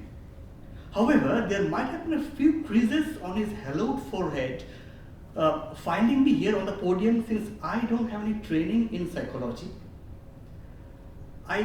I presume I am the only odd man here, so need to be out of this holy congregation. Nonetheless, like a proverbial straw that a drowning person will seek to clutch at, I find some kind of justification of me being here in the driving topic of this seminar, gazing at Rabindranath through a dynamic lens. Honestly, gazing at Tagore, like millions of others, is something that I, as a student of cultural studies, do cherish. And I do have a mischievous and dynamic lens to gaze through. This lens is a refractory and unsettling matrix of the Bengali popular culture, as manifested in the western part of the divided Bengal. This is refractory since it is charmingly unmanageable and also resistant to the pressure created by the hegemonic mainstream of the culture concerned. Also, this is unsettling in the sense that it seeks to place the grand narratives or the dazzling claims to the logos, the hegemonic ultimate truth, on a slippage that hardly allows them to settle down. And what better and bigger meta-narrative to unsettle than the one woven around the overarching image of Rabindranath Tagore? Isn't he, as the now popular acronym goes, considered to be the GOAT, G-O-A-T, by the millions of Bengalis?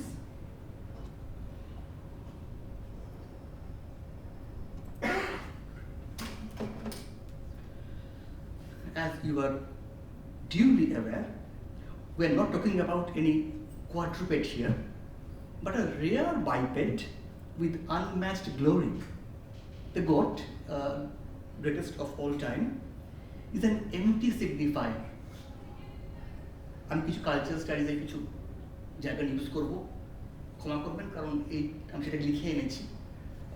কোনো প্রশ্ন বলতে পারেন, তার উত্তর দেওয়ার চেষ্টা করবো সাধ্য মতো। Is an empty signifier that, in its very ontological dimension, signifies an unmistakable grand narrative, something that seeks to organize itself with the help of a couple of totalizing superlatives. Here, greatest and all.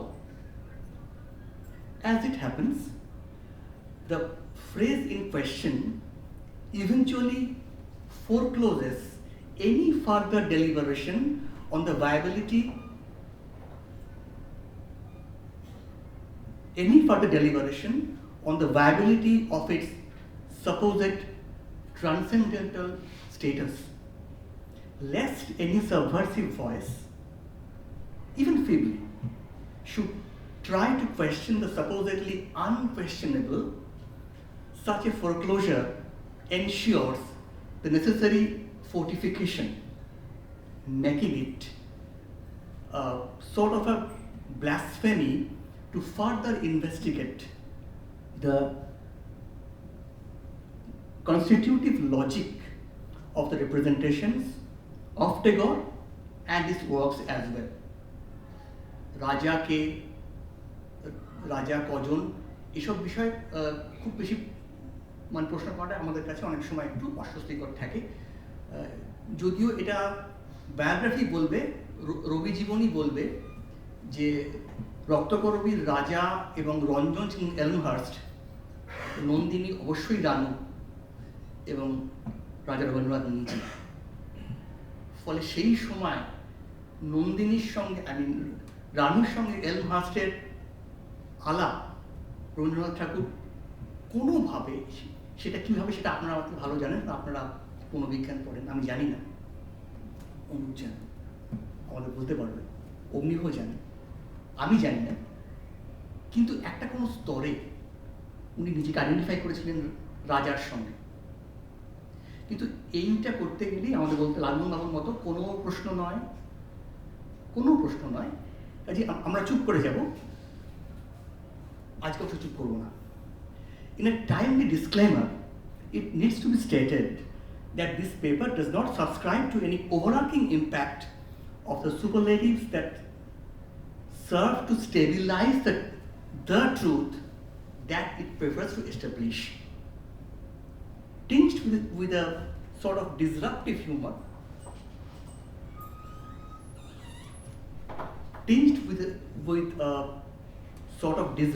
humor, this paper tries to gaze at the social life of a few representations of Tagore through the lens of, as was mentioned earlier, Bengali popular culture. It needs to be specified here that this discussion would restrict itself to visual representations of Tagore only, though the space under discussion accommodates materials across media. তাই এখানে রদ্দুর রায় আসবে না, আসতে পারতো, আসা উচিত ছিল, সেটা আসবে না, কিন্তু রবীন্দ্রনাথ ঠাকুর এবং বেঙ্গল পপুলার কালচারকে নিয়ে কোনো আলোচনা রদ্দুর রায়কে ছাড়া হতে পারে না। কিন্তু এখানে আমি তাকে আনিনি, কারণ আমি এমনকি তার কিছু গানের কথা, তার চেঞ্জ করা কিছু গানের কথাকে পিঠে লিখে যে ছবিটা খুব একসময় ভাইরাল হয়েছিল আজকালকার ভাষায়, আমি সেটাকেও এখানে আনছি না, মুখ্যত কারণ ওই ফোনোগ্রাফিকটাকে আমি এখানে সরিয়ে রাখছি, আমি এখানে রাখছি হচ্ছে ভিজুয়ালসের মধ্যে। The ways that the Bengali popular cultural space has engaged with Tagore are multifarious. Nevertheless, a dividing line etched deeply onto the cultural space continues to separate the high culture stuff from the subcultural ones. The interface between the two remains the making and / or unmaking of what I mentioned at the very beginning, KGF, the Kavi Guru factor. Let me ask you a question. Has it ever crossed your mind why we get to see the bearded old face of Tagore almost every time in various representations? Be it framed photo, decorative piece, commemorative materials, public advertisements, literally everywhere. Why do we find him in his old avatar, clad in a huge loose robe called Al-Khalla? Have you given it any serious thought? Well, if you haven't, I don't know if you haven't, but even if you haven't, certainly Kartik Kormakar did. Who is Kartik Kormakar? this guy. Kartik কর্মকারের সঙ্গে দেখা হয়েছিল আজ থেকে 15 বছর আগে। একটা গ্রাম, তার নাম হচ্ছে আদিত্যপুর। আদিত্যপুর হচ্ছে বোলপুরের ঠিক পাশেই, প্রান্তিকটাকে ছাড়িয়ে আদিত্যপুর পড়ে। এবং রবীন্দ্রনাথ সম্পর্কিত যা যা ওখানে বিক্রি হয়, মানে পথে ঘাটে মাঠে, সেগুলো আদিত্যপুরে তৈরি হয়। এরা সব বানায় সেগুলো, মূর্তি, ওয়াল হ্যাঙ্গিং ইত্যাদি ইত্যাদি, তারা সব বানায়। ইনিও বানান, এই কার্তিক কর্মকার। He is an artist, though the colonial style of art education has taught us to call him an artisan. A few years back, when I asked him the same question, he hardly took any time to reply. Living at Adityapur, a few kilometers away from the neo-urban hybrid space of Shantiniketan, Karthik proffered an explanation that ticked both the boxes, communication and metaphysics. Quite curtly, he had pointed out that it was of no use to make a portrait of Tagore that most of the buyers wouldn't be able to identify as Tagore. So, the physical attribute / signifiers of the person concerned in the portraiture need to be in sync with the most widely held image of Tagore. Hence, the old man with wavy silver grey hair, thick moustache and flowing beard keeps on appearing. If this is what he thought in the light of communication, no less illuminating was the philosophy underneath. He put a counter question right away. আচ্ছা, যখন আপনার বাড়িতে কেউ মারা যায়, দেওয়াল পর ছবি টাঙান? Yes, I do, I replied.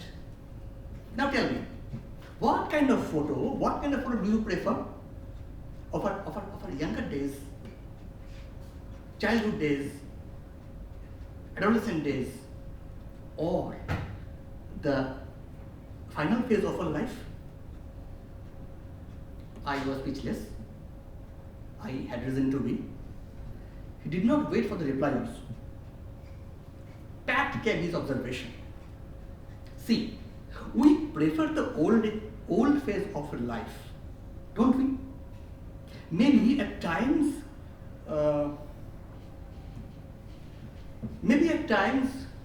photos of our younger age are not available, but even if they are, people prefer the older phase, somewhere closer to her termination.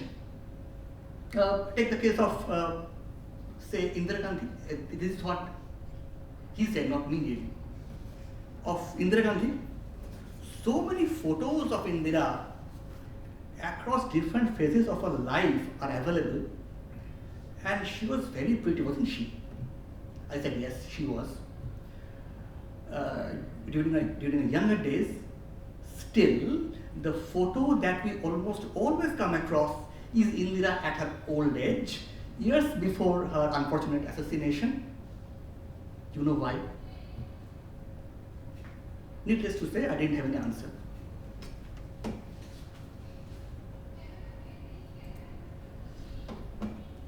Karthik obliged with another piece of his real life insight. He said, this is because when you hang a photo of someone on your wall, you would choose an image that depicts her personality in fullest bloom. Certainly, that totality comes at the end of her life, not at the beginning. Hence, the old faces of Tagore are much sought after. This is the face when he was elevated to the status of Kavi Guru all over the world.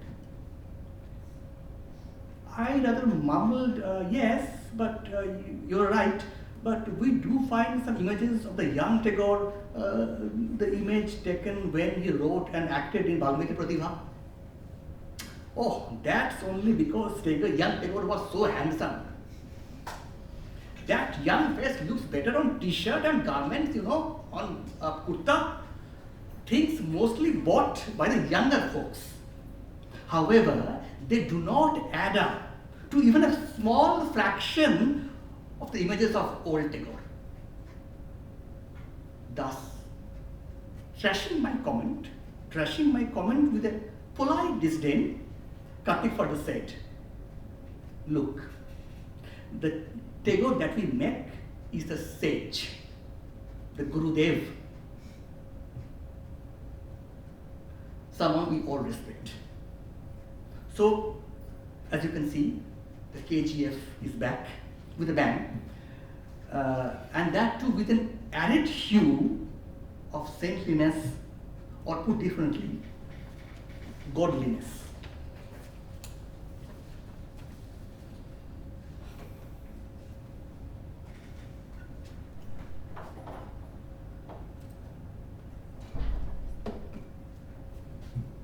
So much for the anecdotes, at least for the time being. Let's have a quick look at the gerund in the topic of today's discussion, gazing. Taking a cue from what Kartik Kormukar had said, can we explore this gerund a bit further? He insisted that it was absolutely imperative to make the idol in a way so that it would remain easily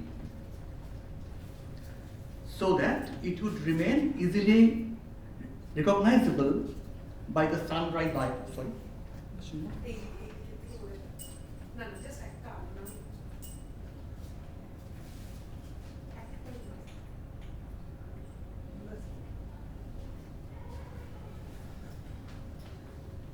সব আলো তার কেমন করে পড়ে তোমার মুখের পরে তুমি আপনি থাকো আলোর পিছনে উনি আলোর পিছনে আছেন আমি আলোয় আছি anyway taking a cue from what Kartik Kormukar said, can we explore this gerund gazing a bit further? He insisted that it was absolutely imperative to make the idol in a way so that it would remain easily recognizable by the sun-dry buyers. Effectively, it means to say that there is a structure, a template of sorts of how Rabindranath would and should look like. Taking one more step further, can't we say that the gaze of the buyers, in other words, the gaze of the common people, both Bengali and non-Bengali, even non-Indian in this case, has already been inscribed onto the public image of Tagore? This is a collective hegemonic gaze that both the makers and the consumers of the public image of Tagore subscribe to. Please allow me to problematize this even further. I'll not tax you much. Also allow me to quote from Slavoj Žižek, where he elucidates in his inimitable style on the concept of Lacanian gaze. I'm sorry. I'd like to learn it from you. And this is what I could gather only. I may be wrong. Please correct me if I'm wrong.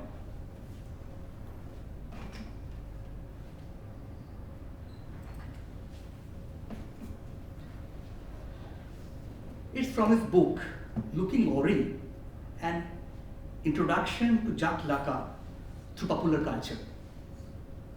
Folks, it's a run-on paragraph, and the quote is going to be on the tad longer side, so please bear with me. 1. The gaze marks the point in the object in the picture from which the subject viewing it is already gazed at. That is, it is the object that is gazing at me. Number 2.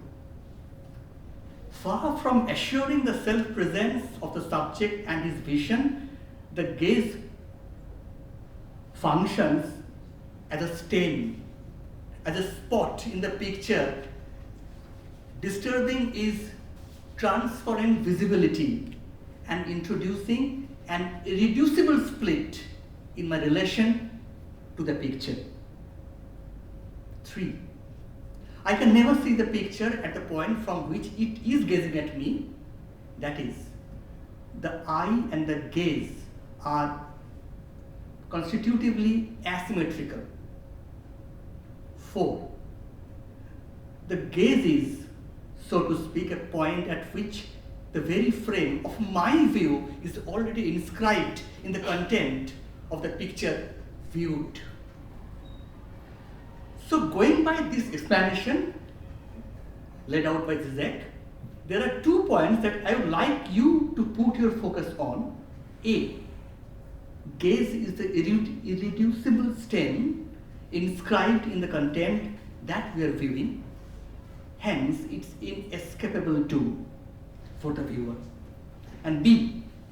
It is the object being viewed at that is gazing at the watcher. Hence, as one gazes at Tagore, he gazes back. And the stain inescapably remains in between.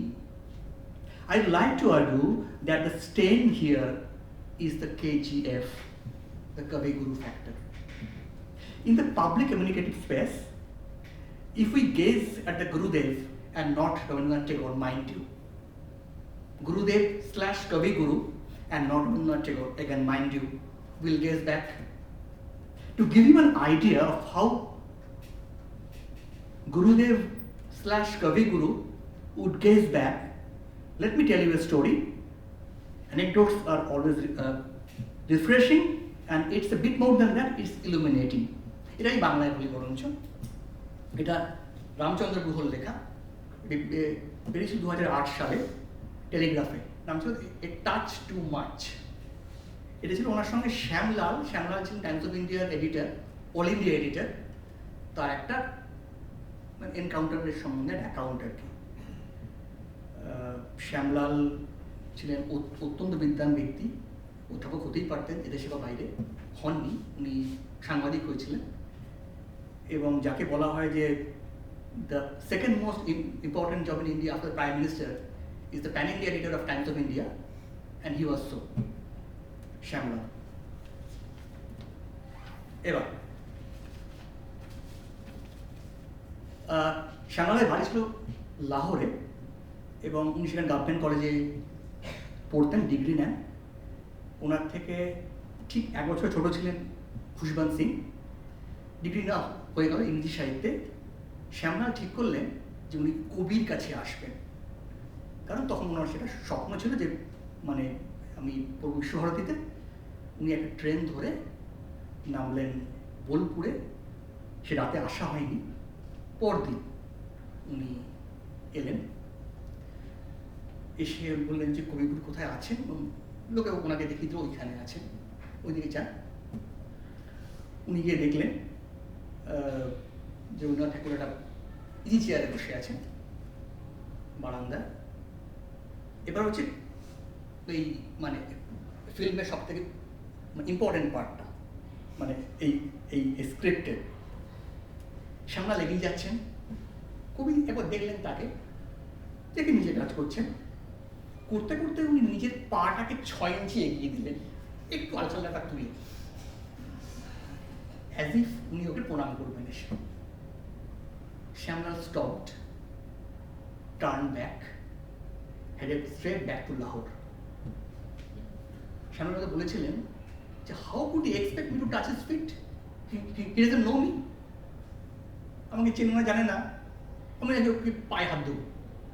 You see, we are Punjabis, we are that much self-respecting. Why should we touch his feet? উনি আমাকে চিনলে একটা ব্যাপার হতো। উনি আমাকে কখনো দেখেননি জীবনে, কখনো আমিও ওকে দেখিনি, দেখেছি ছবিতে দেখেছি, কখনো সামনে দেখিনি।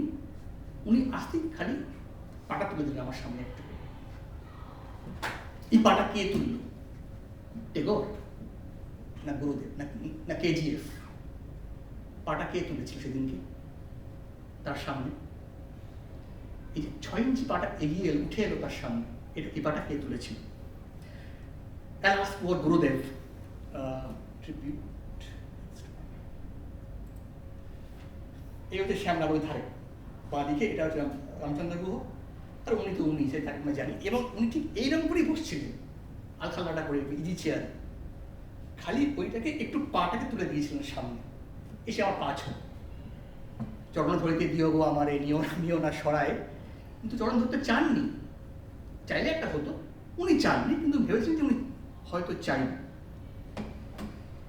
Alas, poor Gurudev, he could not even get an inkling of how unknowingly he had offended a young stranger. What really intrigues me is one single moment. The moment Gurudev carefully placed his legs to help someone he did not know at all, but someone, as he thought, highly likely to touch his feet in the gesture of offering pranam. Surely, Gurudev had a certain gaze towards the stranger. There must have been innumerable instances when strangers had come to him just to offer pranam, like a huge number of people living in and also in the proximity of Shantiniketan. So the gaze of the public already inscribed in the image that had the persona of Gurudev in it. No wonder then Gurudev and not Rabindranath Tagore gazed back at Shyamlal.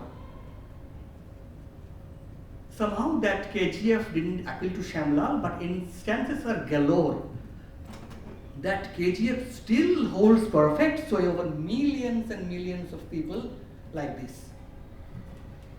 Actually, we do treat him as a god, a godhead, someone a very divine figure. Now the point remains. How the cultural economy in the popular. How many minutes left? Have any idea? Have we crossed halfway? Halfway. Now the point remains how the cultural economy in the popular space engages with the KGF. The manifestations of such cultural engagements are aplenty, though the basic methodology is divided into two categories.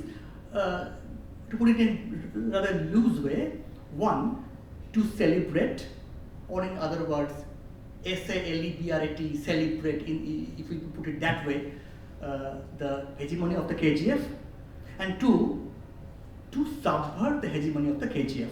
One can always ask if the latter, which means to say the subversion of the KGF, is also not a ploy to celebrate the KGF. I accept the question, but will refrain from answering in this discussion. We're going to have a quick look at these two, but before that, it's worth to spend a moment or two on the widely circulated image of the KGF.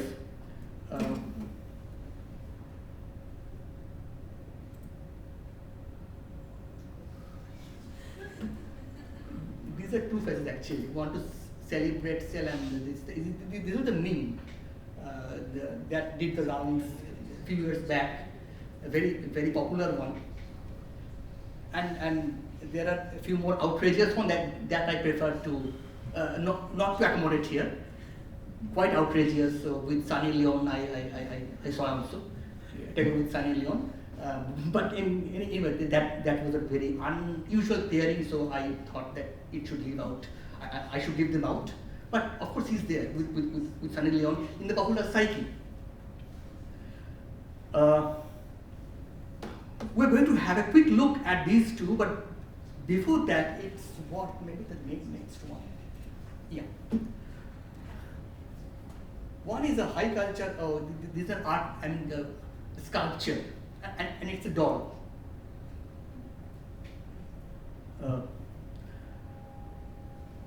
Kartik Kormkar wanted a figure that is easily recognizable as Tagore. In other words, as Gurudev, did he want us to follow any stereotype? Is there any stereotypical figure lying underneath? What actually is stereotype? Let's listen to Stuart Hall.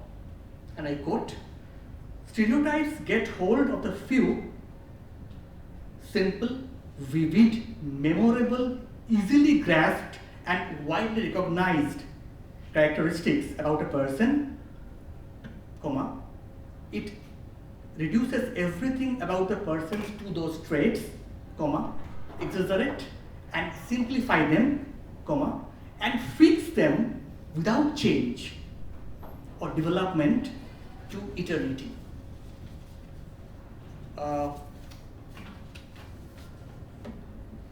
So as far as KGF is concerned, it's a figural foreclosure that serves to essentialize the visual signification of Tagore. It's an old, handsome, saint-like man with wavy silver grey hair, thick moustache and flowing beard does the rounds.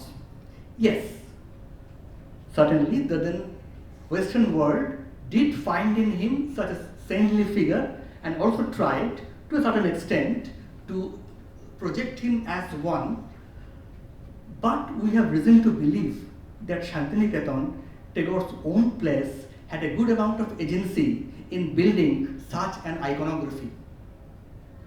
Ajay Sinha, in an article on Vinod Bihari Mukherjee, has supplied an important piece of information, and I quote, Nandalal Bose became Tagore's official iconographer.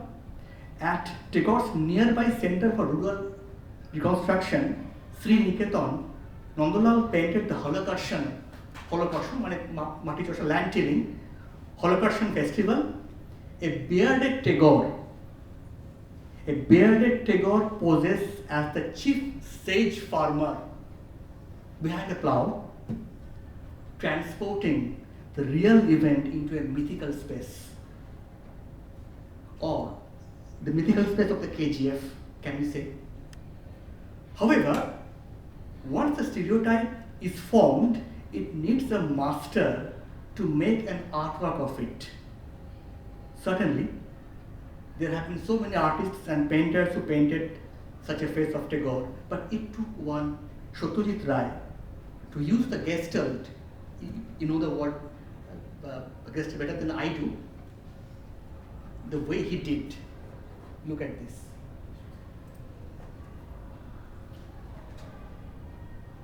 This was done by Ray. While we give a bemused and overwhelmed look at the white patch in between that forms the unmistakable face of Tagore, the contour of Tagore, let's not forget that Ray made masterly use of the hegemonic iconographical signals as to the face of Tagore. Once the stereotype is put perfectly in place, public space started making abundant use of that sacred figure. One fascinating example in this regard is a biographical comics on Vidyasagar. এটা একটু বলে তারপর বলছি, এটা বিদ্যাসাগরকে নিয়ে একটা বই আছে কমিক্স, নাম আছে মৃত্যুহীন প্রাণ, ময়ূর চৌধুরীর করা। সেটা খুবই ইন্টারেস্টিং, বিদ্যাসাগরের জীবন টিম জায়গায় থাকার কথা আছে। শেষের দিকে আছে বিদ্যাসাগর তখন শেষ শয্যায় মারা যাবেন করছেন, উনি একটা স্বপ্ন দেখলেন। কি দেখলেন? এটা দেখলেন। On his deathbed, Vidyasagar is having an unusual dream. It seems that an apparition has come to pay him a visit. Lo and behold, it's none other than Tagore himself. He has some kind and comforting words for the terminally ill Pandit. Things like the future of Bengali language is in safe hands, etc., etc., blah, blah, blah, blah, blah.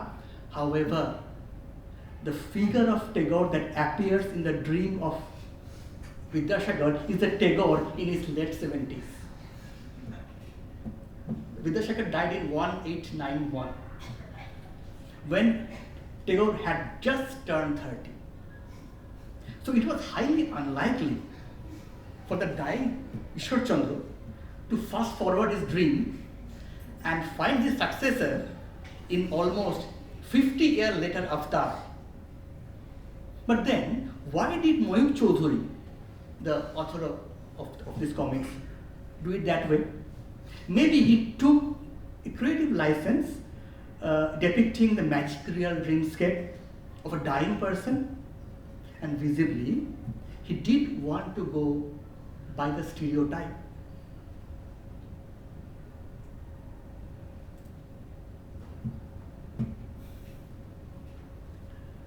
It's the stereotypical representation of Tagore meant to be celebrated and celebrated as well. It's important to remember here that the popular cultural space has a kind of Janus Fest. Do you know what is Janus Fest? With two simultaneous space at opposite direction. It's a kind of Janus Fest attitude towards this saintly figure of Tagore. Simultaneously, this figure has been desexualized and resexualized. Look at this. It's a quite an innocent one, nothing offensive. In Bolpur, I had the pleasure of interviewing Mr. Narayan Hajra, who run a flourishing business of garment and cloth-related showpieces with distinct touches of Shantiniketan on things. With great amount of pride and conviction, he announced, এটা আমার বাংলায় বলতে হবে না, ওনার সেই বাচন ভঙ্গিটা অসামান্য, আমার যেটুকু আমার খেয়াল করছে। মশাই আমি কি পাগল হয়েছি? কেন? বলো আমি রবীন্দ্রনাথ ঠাকুরের ছবি পাঞ্জাবিতে দেবো, আঁচলে দেবো? দেবেন না কেন? দিতেই পারেন। আপনি বোঝেন না আঁচলে কি হয়?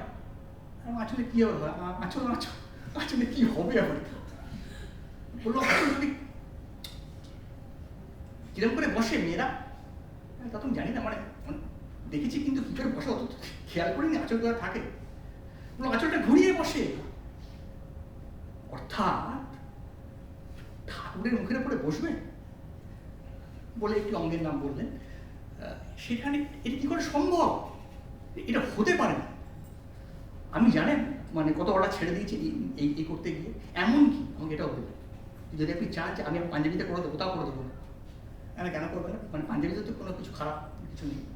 বললেন না, পাঞ্জাবি ঝুল যদি নাভির নিচে নামে ওটা তো নিম্নাঙ্গ, ওটাও খারাপ।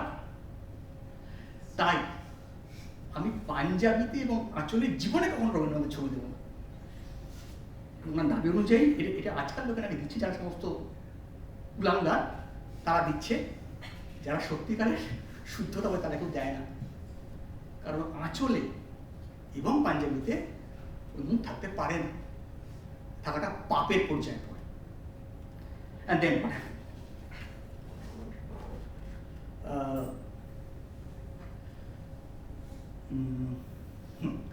here very palpable fear. Who knows the sacred face of Tagore might well come into contact with the vicious things like sexual organ of men and women. It's always better to refuse a few thousand bucks, he observed, than to commit such sacrilege. You are the person to analyze him, not really me. I am only the field researcher, so I can tell you what I just experienced. Nevertheless, there are instances in which the saintly figure of Tagore has been re-sexualized. Have a look at these images.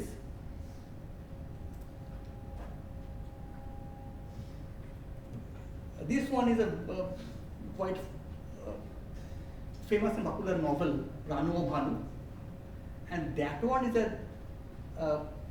staged photo. I haven't seen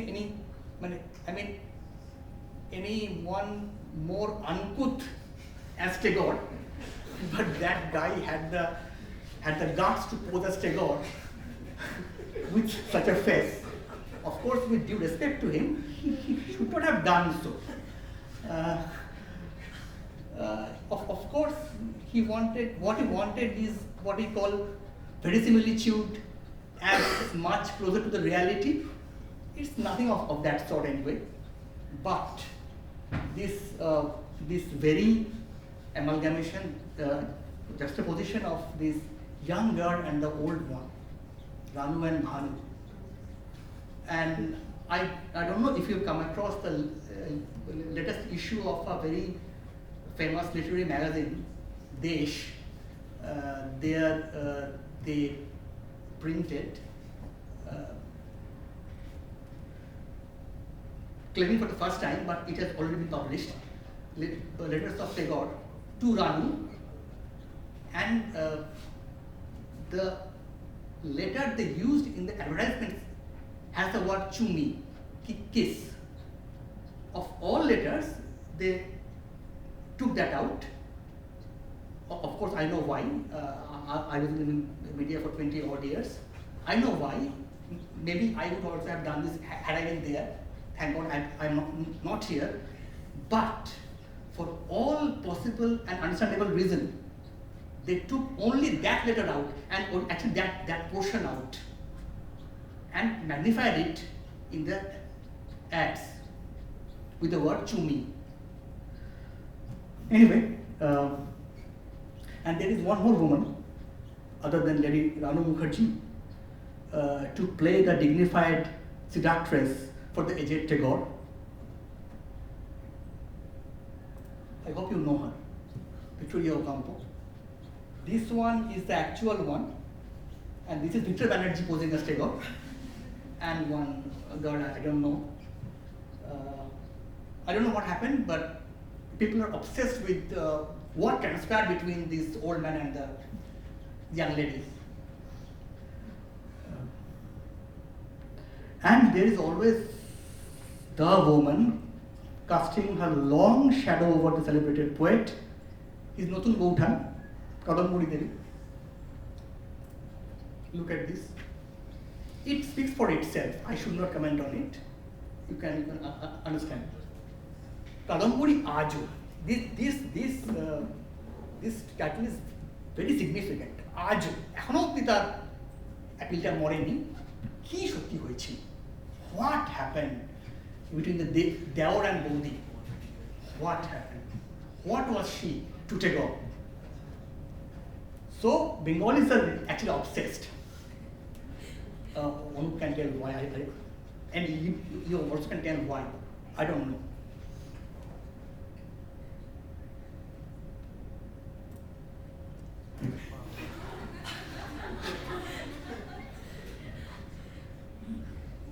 The Bengali middle class people have long been obsessed with the contours of the relation between these two, Tagore and Boutan. Since last few years, it's taken a radical turn. The imaginative fecundity of the Bengali authors has been able to produce a number of fictitious suicide notes of Kadamburi Devi. It's interesting to note here, in passing, that the desexualizing zeal bolsters the Kaviguru factor, while on the other hand, the KGF, the Kaviguru factor, serves to add some new dimension to the saga of forbidden relation of Tagore, be it in his younger days or the older. I'm in the last page of my this insufferable presentation.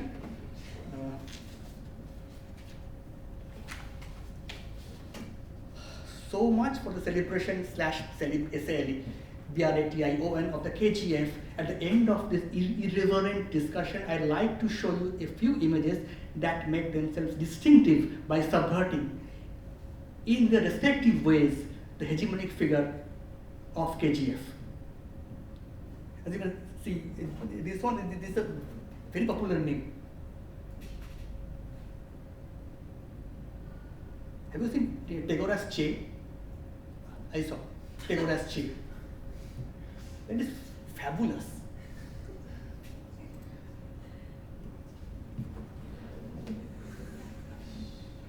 And I'll conclude this presentation with a mixed media artwork, My Prayer. It's by Abhijit Gupta. Abhijit died a few years back. And this was in a show at Sima Gallery, My Prayer. It's a kind of a pastiche kind of artwork that uses the available images in the popular sphere, and that image comes into a dialogue with the so-called sublime one. So the halo, and the head with the halo is with the dialogue of Sholay, Ye Haath Mujhe De De Thakur. So please pardon my attempted juxtaposition of the sublime and the flimsy, mostly ignored, lowbrow, or even no-brow stars emerging out of the cauldron of the representations of Rabindranath Tagore as the KGF in the popular cultural space of West Bengal. Thank you so much.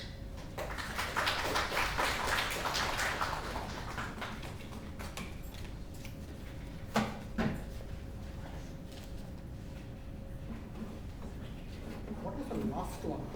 Which one? That's fine. Doesn't matter. Thanks.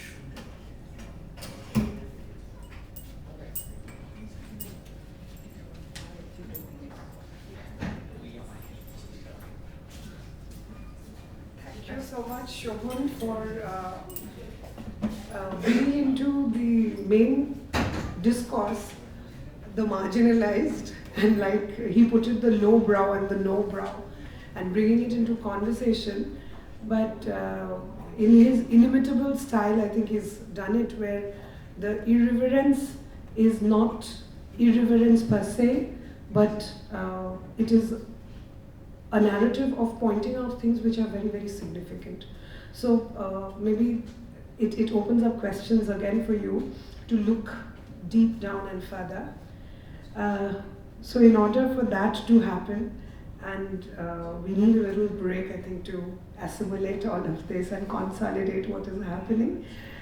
So let us take a quick, about 20 minutes break, and so this is about 2:15 now, and we will keep our interactions or any questions after post-lunch when we listen to Ognibho, Dr. Ognibho.